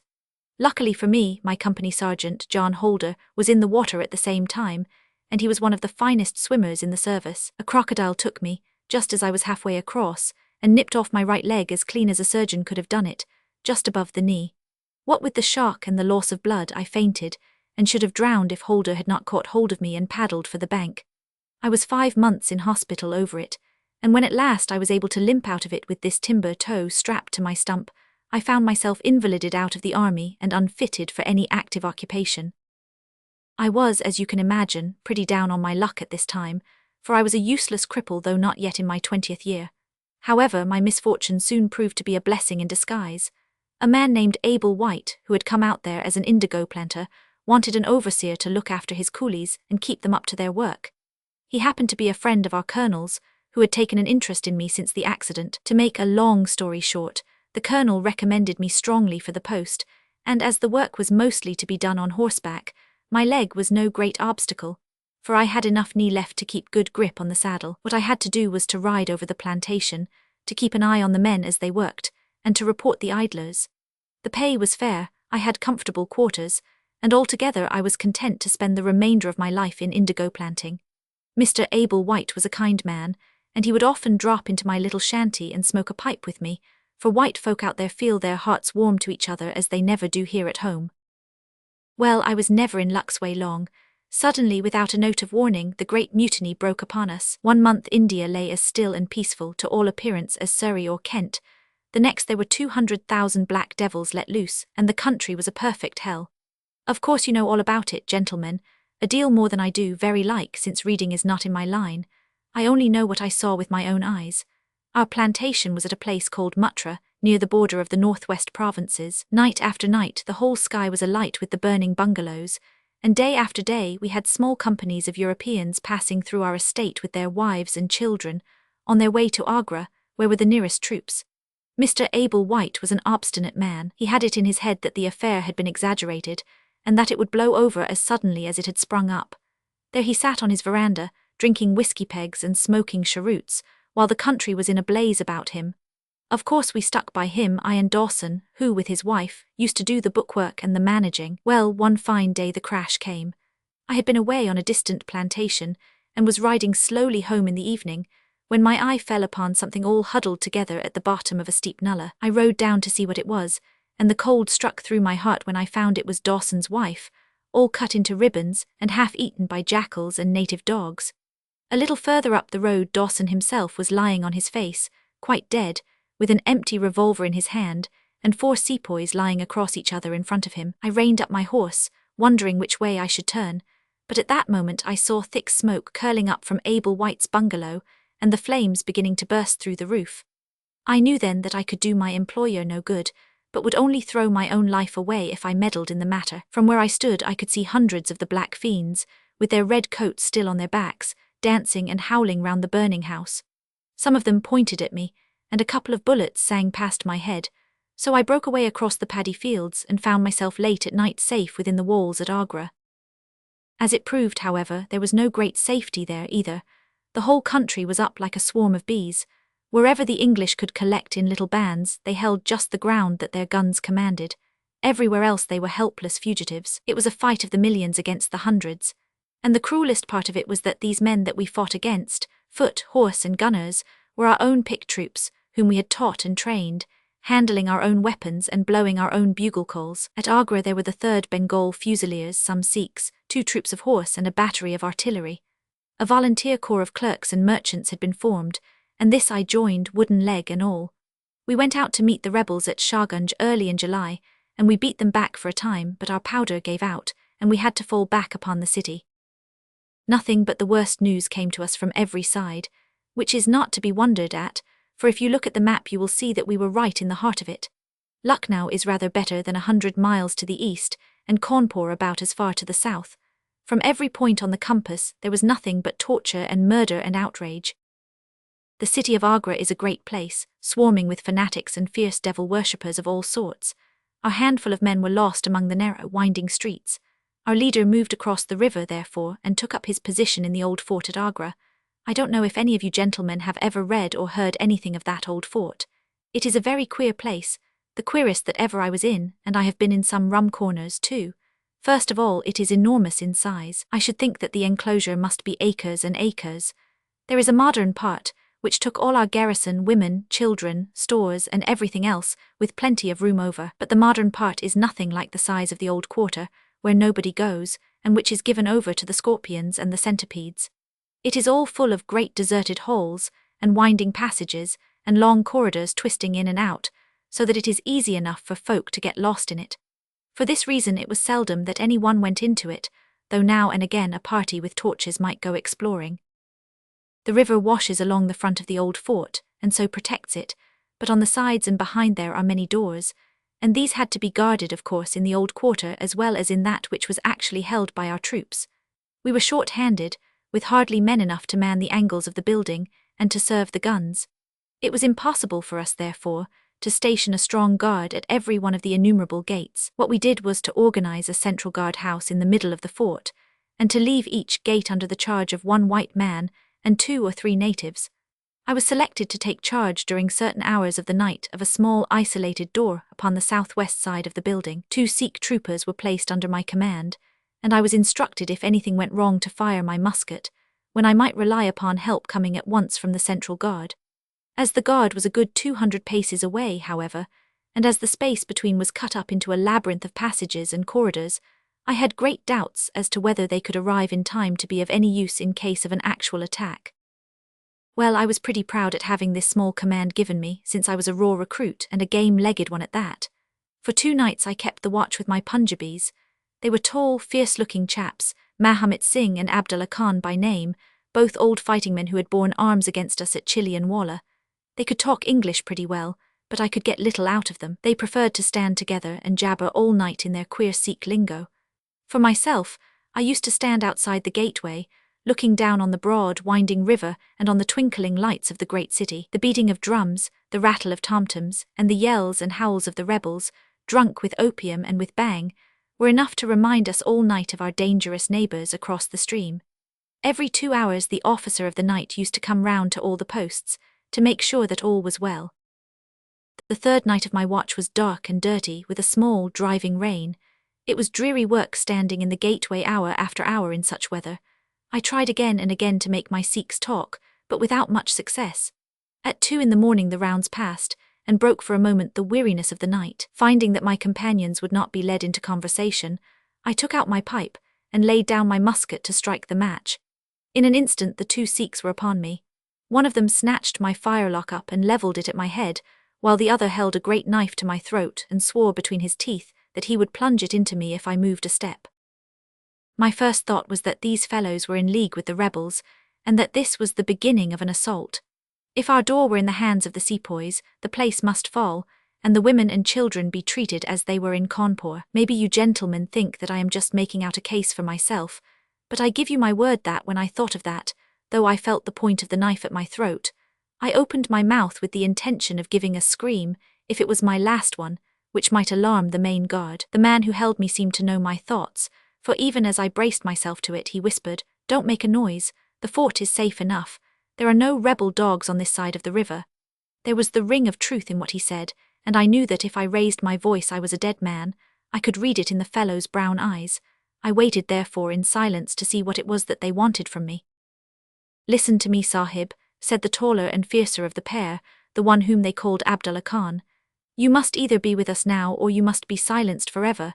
The thing is too great a one for us to hesitate. Either you are heart and soul with us on your oath on the cross of the Christians, or your body this night shall be thrown into the ditch, and we shall pass over to our brothers in the rebel army. There is no middle way. Which is it to be, death or life? We can only give you 3 minutes to decide, for the time is passing, and all must be done before the rounds come again." "How can I decide?" said I. "You have not told me what you want of me. But I tell you now that if it is anything against the safety of the fort I will have no truck with it, so you can drive home your knife and welcome." "It is nothing against the fort," said he. "We only ask you to do that which your countrymen come to this land for. We ask you to be rich. If you will be one of us this night, we will swear to you upon the naked knife, and by the threefold oath which no Sikh was ever known to break, that you shall have your fair share of the loot. 1/4 of the treasure shall be yours. We can say no fairer." "But what is the treasure, then?" I asked. "I am as ready to be rich as you can be if you will but show me how it can be done." "You will swear, then," said he, "by the bones of your father, by the honour of your mother, by the cross of your faith, to raise no hand and speak no word against us, either now or afterwards." "I will swear it," I answered, "provided that the fort is not endangered." "Then my comrade and I will swear that you shall have 1/4 of the treasure, which shall be equally divided among the 4 of us." "There are but 3, said I. "No, Dust Akbar must have his share. We can tell the tale to you while we await them. Do you stand at the gate, Mahomet Singh, and give notice of their coming? The thing stands thus, Sahib, and I tell it to you because I know that an oath is binding upon a Feringhi, and that we may trust you. Had you been a lying Hindu, though you had sworn by all the gods in their false temples, your blood would have been upon the knife and your body in the water. But the Sikh knows the Englishman, and the Englishman knows the Sikh. Hearken, then, to what I have to say. There is a Raja in the northern provinces who has much wealth, though his lands are small. Much has come to him from his father, and more still he has set by himself, for he is of a low nature and hoards his gold rather than spend it. When the troubles broke out he would be friends both with the lion and the tiger, with the sepoy and with the company's Raj. Soon, however, it seemed to him that the white men's day was come, for through all the land he could hear of nothing but of their death and their overthrow. Yet being a careful man, he made such plans that, come what might, half at least of his treasure should be left to him. That which was in gold and silver he kept by him in the vaults of his palace, but the most precious stones and the choicest pearls that he put in an iron box, and sent it by a trusty servant who, under the guise of a merchant, should take it to the fort at Agra, there to lie until the land is at peace. Thus, if the rebels won he would have his money, but if the company conquered his jewels would be saved to him. Having thus divided his hoard, he threw himself into the cause of the sepoys, since they were strong upon his borders. By doing this, mark you, Sahib, his property becomes the due of those who have been true to their salt. This pretended merchant, who travels under the name of Achmet, is now in the city of Agra, and desires to gain his way into the fort. He has with him as travelling companion my foster brother Dust Akbar, who knows his secret. Dust Akbar has promised this night to lead him to a side postern of the fort, and has chosen this one for his purpose. Here he will come presently, and here he will find Mahomet Singh and myself awaiting him. The place is lonely, and none shall know of his coming. The world shall know of the merchant Achmet no more, but the great treasure of the Rajah shall be divided among us. What say you to it, Sahib? In Worcestershire the life of a man seems a great and a sacred thing, but it is very different when there is fire and blood all round you, and you have been used to meeting death at every turn. Whether Achmet the merchant lived or died was a thing as light as air to me, but at the talk about the treasure my heart turned to it, and I thought of what I might do in the old country with it, and how my folk would stare when they saw their ne'er-do-well coming back with his pockets full of gold moidores. I had therefore already made up my mind. Abdullah Khan, however, thinking that I hesitated, pressed the matter more closely. "Consider, Sahib," said he, "that if this man is taken by the commandant he will be hung or shot, and his jewels taken by the government, so that no man will be a rupee the better for them. Now since we do the taking of him, why should we not do the rest as well? The jewels will be as well with us as in the company's coffers. There will be enough to make every one of us rich men and great chiefs. No one can know about the matter, for here we are cut off from all men. What could be better for the purpose? Say again then, Sahib, whether you are with us, or if we must look upon you as an enemy." "I am with you heart and soul," said I. "It is well," he answered, handing me back my firelock. "You see that we trust you, for your word, like ours, is not to be broken. We have now only to wait for my brother and the merchant." "Does your brother know then of what you will do?" I asked. "The plan is his, he has devised it. We will go to the gate and share the watch with Mahomet Singh." The rain was still falling steadily, for it was just the beginning of the wet season. Brown, heavy clouds were drifting across the sky, and it was hard to see more than a stone cast. A deep moat lay in front of our door, but the water was in places nearly dried up, and it could easily be crossed. It was strange to me to be standing there with those two wild Punjabis waiting for the man who was coming to his death. Suddenly my eye caught the glint of a shaded lantern at the other side of the moat. It vanished among the mound heaps, and then appeared again coming slowly in our direction. "Here they are," I exclaimed. "You will challenge him, Sahib, as usual," whispered Abdullah. "Give him no cause for fear. Send us in with him, and we shall do the rest while you stay here on guard. Have the lantern ready to uncover, that we may be sure that it is indeed the man." The light had flickered onwards, now stopping and now advancing, until I could see two dark figures upon the other side of the moat. I let them scramble down the sloping bank, splash through the mire, and climb halfway up to the gate, before I challenged them. "Who goes there?" said I in a subdued voice. "Friends," came the answer. I uncovered my lantern and threw a flood of light upon them. The first was an enormous Sikh, with a black beard which swept nearly down to his cummerbund. Outside of a show I have never seen so tall a man. The other was a little fat, round fellow with a great yellow turban and a bundle in his hand, done up in a shawl. He seemed to be all in a quiver with fear, for his hands twitched as if he had the ague, and his head kept turning to left and right with two bright little twinkling eyes, like a mouse when he ventures out from his hole. It gave me the chills to think of killing him, but I thought of the treasure, and my heart set as hard as a flint within me. When he saw my white face, he gave a little chirrup of joy and came running up towards me. "Your protection, Sahib," he panted. "Your protection for the unhappy merchant Achmet. I have travelled across Rajputana that I might seek the shelter of the fort at Agra. I have been robbed and beaten and abused because I have been the friend of the company. It is a blessed night this when I am once more in safety, I and my poor possessions." "What have you in the bundle?" I asked. "An iron box," he answered, "which contains one or two little family matters which are of no value to others, but which I should be sorry to lose. Yet I am not a beggar, and I shall reward you, young Sahib, and your governor also, if you will give me the shelter I ask." I could not trust myself to speak longer with the man. The more I looked at his fat, frightened face, the harder did it seem that we should slay him in cold blood. It was best to get it over. "Take him to the main guard," said I. The two Sikhs closed in upon him on each side, and the giant walked behind while they marched in through the dark gateway. Never was a man so compassed round with death. I remained at the gateway with the lantern. I could hear the measured tramp of their footsteps sounding through the lonely corridors. Suddenly it ceased, and I heard voices and a scuffle with the sound of blows. A moment later there came, to my horror, a rush of footsteps coming in my direction, with the loud breathing of a running man. I turned my lantern down the long, straight passage, and there was the fat man running like the wind, with a smear of blood across his face, and close at his heels, bounding like a tiger, the great black-bearded Sikh, with a knife flashing in his hand. I have never seen a man run so fast as that little merchant. He was gaining on the Sikh, and I could see that if he once passed me and got to the open air he would save himself yet. My heart softened to him, but again the thought of his treasure turned me hard and bitter.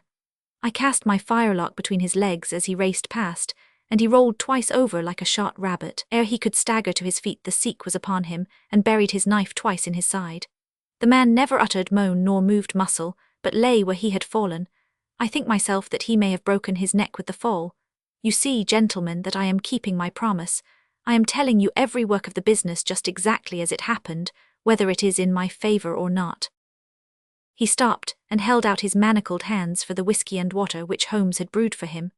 For myself, I confess that I had now conceived the utmost horror of the man, not only for this cold-blooded business in which he had been concerned, but even more for the somewhat flippant and careless way in which he narrated it. Whatever punishment was in store for him, I felt that he might expect no sympathy from me. Sherlock Holmes and Jones sat with their hands upon their knees, deeply interested in the story, but with the same disgust written upon their faces. He may have observed it, for there was a touch of defiance in his voice and manner as he proceeded. "It was all very bad, no doubt," said he. "I should like to know how many fellows in my shoes would have refused a share of this loot when they knew that they would have their throats cut for their pains. Besides, it was my life or his when once he was in the fort. If he had got out, the whole business would come to light, and I should have been court-martialed and shot as likely as not, for people were not very lenient at a time like that." "Go on with your story," said Holmes shortly. "Well, we carried him in, Abdullah Akbar, and a fine weight he was too, for all that he was so short. Mahomet Singh was left to guard the door. We took him to a place which the Sikhs had already prepared. It was some distance off, where a winding passage leads to a great empty hall, the brick walls of which were all crumbling to pieces. The earth floor had sunk in at one place, making a natural grave, so we left Achmet the merchant there, having first covered him over with loose bricks. This done, we all went back to the treasure. It lay where he had dropped it when he was first attacked. The box was the same which now lies open upon your table. A key was hung by a silken cord to that carved handle upon the top. We opened it, and the light of the lantern gleamed upon a collection of gems, such as I have read of and thought about when I was a little lad at Pershore. It was blinding to look upon them. When we had feasted our eyes, we took them all out and made a list of them. There were 143 diamonds of the first water, including one which has been called, I believe, the Great Mogul, and is said to be the second largest stone in existence. Then there were 97 very fine emeralds, and 170 rubies, some of which, however, were small. There were 40 carbuncles, 210 sapphires, 61 agates, and a great quantity of beryls, onyxes, cat's eyes, turquoises, and other stones, the very names of which I did not know at the time, though I have become more familiar with them since. Besides this, there were nearly 300 very fine pearls, 12 of which were set in a gold coronet. By the way, these last had been taken out of the chest, and were not there when I recovered it. After we had counted our treasures, we put them back into the chest, and carried them to the gateway to show them to Mahomet Singh. Then we solemnly renewed our oath to stand by each other, and be true to our secret. We agreed to conceal our loot in a safe place until the country should be at peace again, and then to divide it equally among ourselves. There was no use dividing it at present, for if gems of such value were found upon us it would cause suspicion, and there was no privacy in the fort nor any place where we could keep them. We carried the box, therefore, into the same hall where we had buried the body, and there, under certain bricks in the best preserved wall, we made a hollow and put our treasure. We made careful note of the place, and next day I drew 4 plans, one for each of us, and put the sign of the 4 of us at the bottom, for we had sworn that we should each always act for all, so that none might take advantage. That is an oath that I can put my hand to my heart and swear that I have never broken. Well, there's no use my telling you gentlemen what came of the Indian mutiny. After Wilson took Delhi and Sir Colin relieved Lucknow, the back of the business was broken. Fresh troops came pouring in, and Nana Sahib made himself scarce over the frontier. A flying column under Colonel Graithed came round to Agra and cleared the Pandis away from it. Peace seemed to be settling upon the country, and we 4 were beginning to hope that the time was at hand when we might safely go off with our shares of the plunder. In a moment, however, our hopes were shattered by our being arrested as the murderers of Achmet. It came about in this way. When the Raja put his jewels into the hands of Achmet, he did it because he knew that he was a trusty man. They are suspicious folk in the East, however. So what does this Raja do but take a second, even more trusty servant, and set him to play the spy upon the first? This second man was ordered never to let Achmet out of his sight, and he followed him like his shadow. He went after him that night and saw him pass through the doorway. Of course he thought he had taken refuge in the fort, and applied for admission there himself next day, but could find no trace of Achmet. This seemed to him so strange that he spoke about it to a sergeant of guides, who brought it to the ears of the commandant. A thorough search was quickly made, and the body was discovered. Thus, at the very moment that we thought that all was safe, we were all four seized and brought to trial on a charge of murder. 3 of us because we had held the gate that night, and the 4th because he was known to have been in the company of the murdered man. Not a word about the jewels came out at the trial, for the Raja had been deposed and driven out of India, so no one had any particular interest in them. The murder, however, was clearly made out, and it was certain that we must all have been concerned in it. The 3 Sikhs got penal servitude for life, and I was condemned to death, though my sentence was afterwards commuted into the same as the others. It was rather a queer position that we found ourselves in then. There we were all 4 tied by the leg, and with precious little chance of ever getting out again, while we each held a secret which might have put each of us in a palace if we could only have made use of it. It was enough to make a man eat his heart out to have to stand the kick and the cuff of every petty jack in office, to have rice to eat and water to drink, when that gorgeous fortune was ready for him outside, just waiting to be picked up. It might have driven me mad, but I was always a pretty stubborn one, so I just held on and bided my time. At last it seemed to me to have come. I was changed from Agra to Madras, and from there to Blair Island in the Andamans. There are very few white convicts at this settlement, and as I had behaved well from the first, I soon found myself a sort of privileged person. I was given a hut in Hope Town, which is a small place on the slopes of Mount Harriet, and I was left pretty much to myself. It is a dreary, fever-stricken place, and all beyond our little clearings was infested with wild cannibal natives, who were ready enough to blow a poisoned dart at us if they saw a chance. There was digging and ditching and yam planting and a dozen other things to be done, so we were busy enough all day, though in the evening we had a little time to ourselves. Among other things, I learned to dispense drugs for the surgeon and picked up a smattering of his knowledge. All the time I was on the lookout for a chance of escape, but it is hundreds of miles from any other land, and there is little or no wind in those seas, so it was a terribly difficult job to get away. The surgeon, Dr. Somerton, was a fast, sporting young chap, and the other young officers would meet in his rooms of an evening and play cards. The surgery, where I used to make up my drugs, was next to his sitting room, with a small window between us. Often, if I felt lonesome, I used to turn out the lamp in the surgery, and then, standing there, I could hear their talk and watch their play. I am fond of a hand at cards myself, and it was almost as good as having one to watch the others. There was Major Sholto, Captain Morstan, and Lieutenant Bromley Brown, who were in command of the native troops, and there was the surgeon himself and 2 or 3 prison officials, crafty old hands who played a nice sly safe game. A very snug little party they used to make. Well, there was one thing which very soon struck me, and that was that the soldiers used always to lose and the civilians to win. Mind, I don't say that there was anything unfair, but so it was. These prison chaps had done little else than play cards ever since they had been at the Andamans, and they knew each other's game to a point, while the others just played to pass the time and threw their cards down anyhow. Night after night the soldiers got up poorer men, and the poorer they got the more keen they were to play. Major Sholto was the hardest hit. He used to pay in notes and gold at first, but soon it came to notes of hand and for big sums. He sometimes would win for a few deals, just to give him heart, and then the luck would set in against him worse than ever. All day he would wander about as black as thunder, and he took to drinking a deal more than was good for him. One night he lost even more heavily than usual. I was sitting in my hut when he and Captain Morstan came stumbling along on the way to their quarters. They were bosom friends, those 2, and never far apart. The Major was raving about his losses. "It's all up, Morstan," he was saying as they passed my hut. "I shall have to send in my papers. I am a ruined man." "Nonsense, old chap," said the other, slapping him upon the shoulder. "I've had a nasty facer myself, but that was all I could hear, but it was enough to set me thinking." A couple of days later Major Sholto was strolling on the beach, so I took the chance of speaking to him.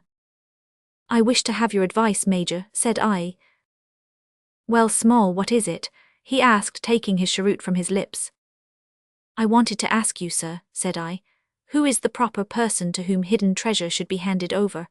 I know where 500,000 worth lies, and as I cannot use it myself, I thought perhaps the best thing that I could do would be to hand it over to the proper authorities, and then perhaps they would get my sentence shortened for me. 500,000 small, he gasped, looking hard at me to see if I was in earnest. Quite that, sir, in jewels and pearls. It lies there ready for anyone. And the queer thing about it is that the real owner is outlawed and cannot hold property, so that it belongs to the first comer. To government, small, he stammered, to government, but he said it in a halting fashion, and I knew in my heart that I had got him. You think, then, sir, that I should give the information to the Governor-General, said I quietly. Well, you must not do anything rash or that you might repent. Let me hear all about it, small, give me the facts. I told him the whole story, with small changes so that he could not identify the places. When I had finished, he stood stark still and full of thought. I could see by the twitch of his lip that there was a struggle going on within him. This is a very important matter, small, he said at last. You must not say a word to anyone about it, and I shall see you again soon. 2 nights later, he and his friend Captain Morstan came to my hut in the dead of the night with a lantern. I want you just to let Captain Morstan hear that story from your own lips, small, said he. I repeated it as I had told it before. It rings true, eh, said he. It's good enough to act upon. Captain Morstan nodded. Look here, small, said the Major. We have been talking it over, my friend here and I, and we have come to the conclusion that this secret of yours is hardly a government matter after all, but is a private concern of your own, which of course you have the power of disposing of as you think best. Now the question is, what price would you ask for it? We might be inclined to take it up, and at least look into it if we could agree as to terms. He tried to speak in a cool, careless way, but his eyes were shining with excitement and greed. Why, as to that, gentleman, I answered, trying also to be cool but feeling as excited as he did, there is only one bargain which a man in my position can make. I shall want you to help me to my freedom, and to help my 3 companions to theirs. We shall then take you into partnership, and give you a 5th share to divide between you. Said he, a 5th share, that is not very tempting. It would come to 50,000 apiece, said I. But how can we gain your freedom? You know very well that you ask an impossibility. Nothing of the sort, I answered. I have thought it all out to the last detail. The only bar to our escape is that we can get no boat fit for the voyage, and no provisions to last us for so long a time. There are plenty of little yachts and yawls at Calcutta or Madras which would serve our turn well. Do you bring one over? We shall engage to get aboard her by night, and if you will drop us on any part of the Indian coast, you will have done your part of the bargain. If there were only one, he said. None or all, I answered. We have sworn it, the 4 of us must always act together. You see, Morstan, said he, Small is a man of his word. He does not flinch from his friend. I think we may very well trust him. It's a dirty business, the other answered. Yet, as you say, the money would save our commissions handsomely. Well, Small, said the Major, we must, I suppose, try and meet you. We must first, of course, test the truth of your story. Tell me where the box is hid, and I shall get leave of absence and go back to India in the monthly relief boat to inquire into the affair. Not so fast, said I, growing colder as he got hot. I must have the consent of my 3 comrades. I tell you that it is 4 or none with us. Nonsense, he broke in. What have 3 black fellows to do with our agreement? Black or blue, said I. They are in with me and we all go together. Well, the matter ended by a second meeting, at which Mahomet Singh, Abdullah Khan and Dust Akbar were all present. We talked the matter over again, and at last we came to an arrangement. We were to provide both the officers with charts of the part of the Agra fort, and mark the place in the wall where the treasure was hid. Major Sholto was to go to India to test our story. If he found the box, he was to leave it there, to send out a small yacht provisioned for a voyage, which was to lie off Rutland Island, and to which we were to make our way, and finally to return to his duties. Captain Morstan was then to apply for leave of absence to meet us at Agra, and there we were to have a final division of the treasure, he taking the Major's share as well as his own. All this we sealed by the most solemn oaths that the mind could think or the lips utter. I sat up all night with paper and ink, and by the morning I had the 2 charts all ready, signed with the sign of 4, that is, of Abdullah, Akbar, Mahomet and myself. Well, gentlemen, I weary you with my long story, and I know that my friend Mr. Jones is impatient to get me safely stowed in Chowki. I'll make it as short as I can. The villain Sholto went off to India, but he never came back again. Captain Morstan showed me his name among a list of passengers in one of the mail boats very shortly afterwards. His uncle had died, leaving him a fortune, and he had left the army, yet he could stoop to treat 5 men as he had treated us. Morstan went over to Agra shortly afterwards, and found, as we expected, that the treasure was indeed gone. The scoundrel had stolen it all, without carrying out one of the conditions on which we had sold him the secret. From that day I lived only for vengeance. I thought of it by day and I nursed it by night. It became an overpowering, absorbing passion with me. I cared nothing for the law, nothing for the gallows. To escape, to track down Sholto, to have my hand upon his throat, that was my one thought. Even the Agra treasure had come to be a smaller thing in my mind than the slaying of Sholto. Well, I have set my mind on many things in this life, and never one which I did not carry out. But it was weary years before my time came. I have told you that I had picked up something of medicine. One day when Dr. Somerton was down with a fever, a little Andaman islander was picked up by a convict gang in the woods. He was sick to death and had gone to a lonely place to die. I took him in hand, though he was as venomous as a young snake, and after a couple of months I got him all right and able to walk. He took a kind of fancy to me then, and would hardly go back to his woods, but was always hanging about my hut. I learned a little of his lingo from him, and this made him all the fonder of me. Tonga, for that was his name, was a fine boatman and owned a big, roomy canoe of his own. When I found that he was devoted to me and would do anything to serve me, I saw my chance of escape. I talked it over with him. He was to bring his boat round on a certain night to an old wharf which was never guarded, and there he was to pick me up. I gave him directions to have several gourds of water and a lot of yams, coconuts and sweet potatoes. He was staunch and true, was little Tonga. No man ever had a more faithful mate. At the night named he had his boat at the wharf. As it chanced, however, there was one of the convict guard down there, a vile Pathan who had never missed a chance of insulting and injuring me. I had always vowed vengeance, and now I had my chance. It was as if fate had placed him in my way that I might pay my debt before I left the island. He stood on the bank with his back to me and his carbine on his shoulder. I looked about for a stone to beat out his brains with, but none could I see. Then a queer thought came into my head and showed me where I could lay my hand on a weapon. I sat down in the darkness and unstrapped my wooden leg. With 3 long hops I was on him. He put his carbine to his shoulder, but I struck him full and knocked the whole front of his skull in. You can see the split in the wood now where I hit him. We both went down together, for I could not keep my balance, but when I got up I found him still lying quiet enough. I made for the boat, and in an hour we were well out at sea. Tonga had brought all his earthly possessions with him, his arms and his guards. Among other things he had a long bamboo spear and some Andaman coconut matting with which I made a sort of sail. For 10 days we were beating about, trusting to luck, and on the 11th we were picked up by a trader which was going from Singapore to Jeddah with a cargo of Malay pilgrims. They were a rum crowd, and Tonga and I soon managed to settle down among them.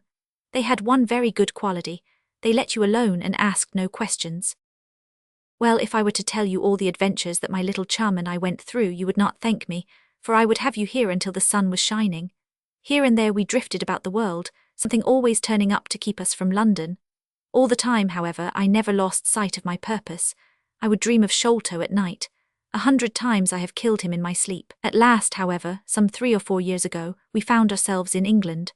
I had no great difficulty in finding where Sholto lived, and I set to work to discover whether he had realized the treasure, or if he still had it. I made friends with someone who could help me. I name no names, for I don't want to get anyone else in a hole, and I soon found that he still had the jewels. Then I tried to get at him in many ways, but he was pretty sly, and had always 2 prize fighters, besides his sons and his Kitmutka, on guard over him. One day, however, I got word that he was dying. I hurried at once to the garden, mad that he should slip out of my clutches like that, and looking through the window, I saw him lying in his bed with his sons on each side of him. I'd have come through and taken my chance with the 3 of them, only even as I looked at him his jaw dropped, and I knew that he was gone. I got into his room that same night, though, and I searched his papers to see if there was any record of where he had hidden our jewels. There was not a line, however, so I came away, bitter and savage as a man could be. Before I left I bethought me that if I ever met my Sikh friends again, it would be a satisfaction to know that I had left some mark of our hatred. So I scrawled down the sign of the 4 of us, as it had been on the chart, and I pinned it on his bosom. It was too much that he should be taken to the grave without some token from the men whom he had robbed and befooled. We earned a living at this time by my exhibiting poor Tonga at fairs and other such places as the Black Cannibal. He would eat raw meat and dance his war dance, so we always had a hatful of pennies after a day's work. I still heard all the news from Pondicherry Lodge, and for some years there was no news to hear, except that they were hunting for the treasure. At last, however, came what we had waited for so long. The treasure had been found. It was up at the top of the house, in Mr. Bartholomew Sholto's chemical laboratory.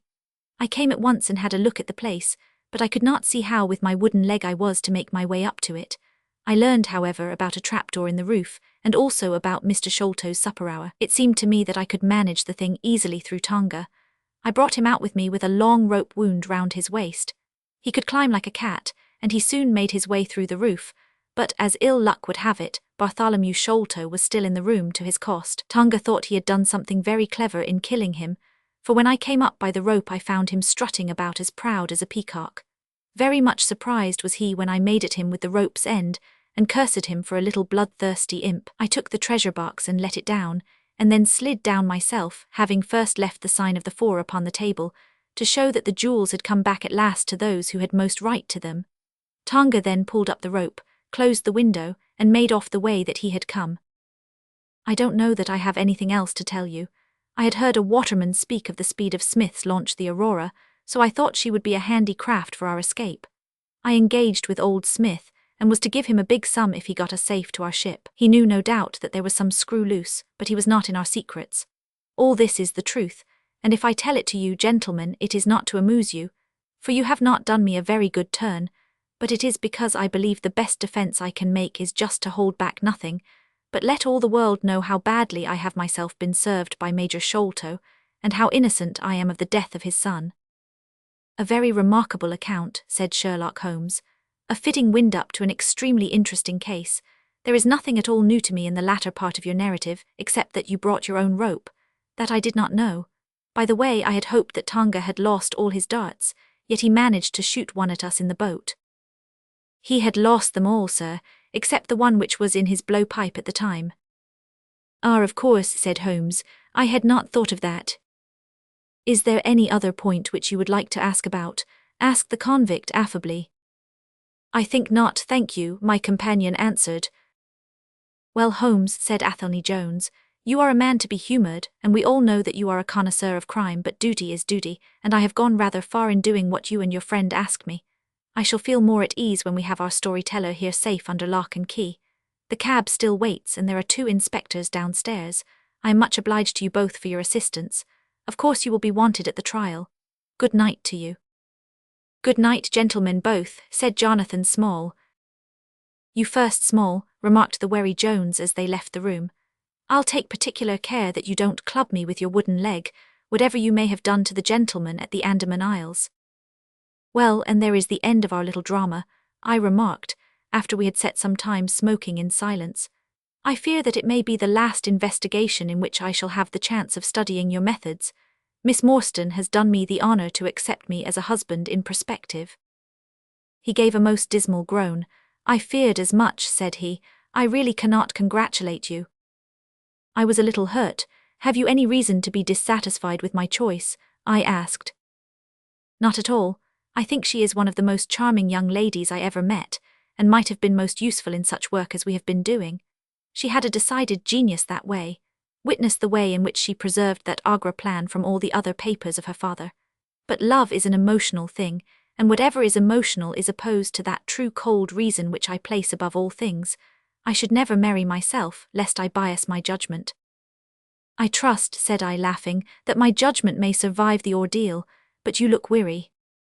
Yes, the reaction is already upon me. I shall be as limp as a rag for a week.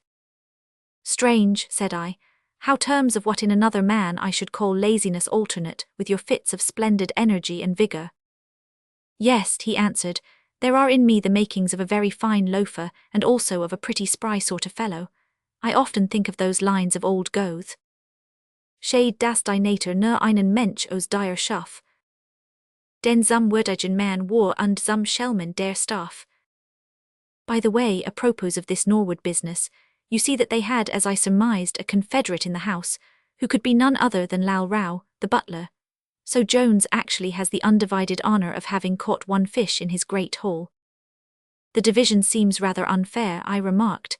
You have done all the work in this business. I get a wife out of it, Jones gets the credit, pray what remains for you? For me, said Sherlock Holmes, there still remains the cocaine bottle, and he stretched his long white hand up for it.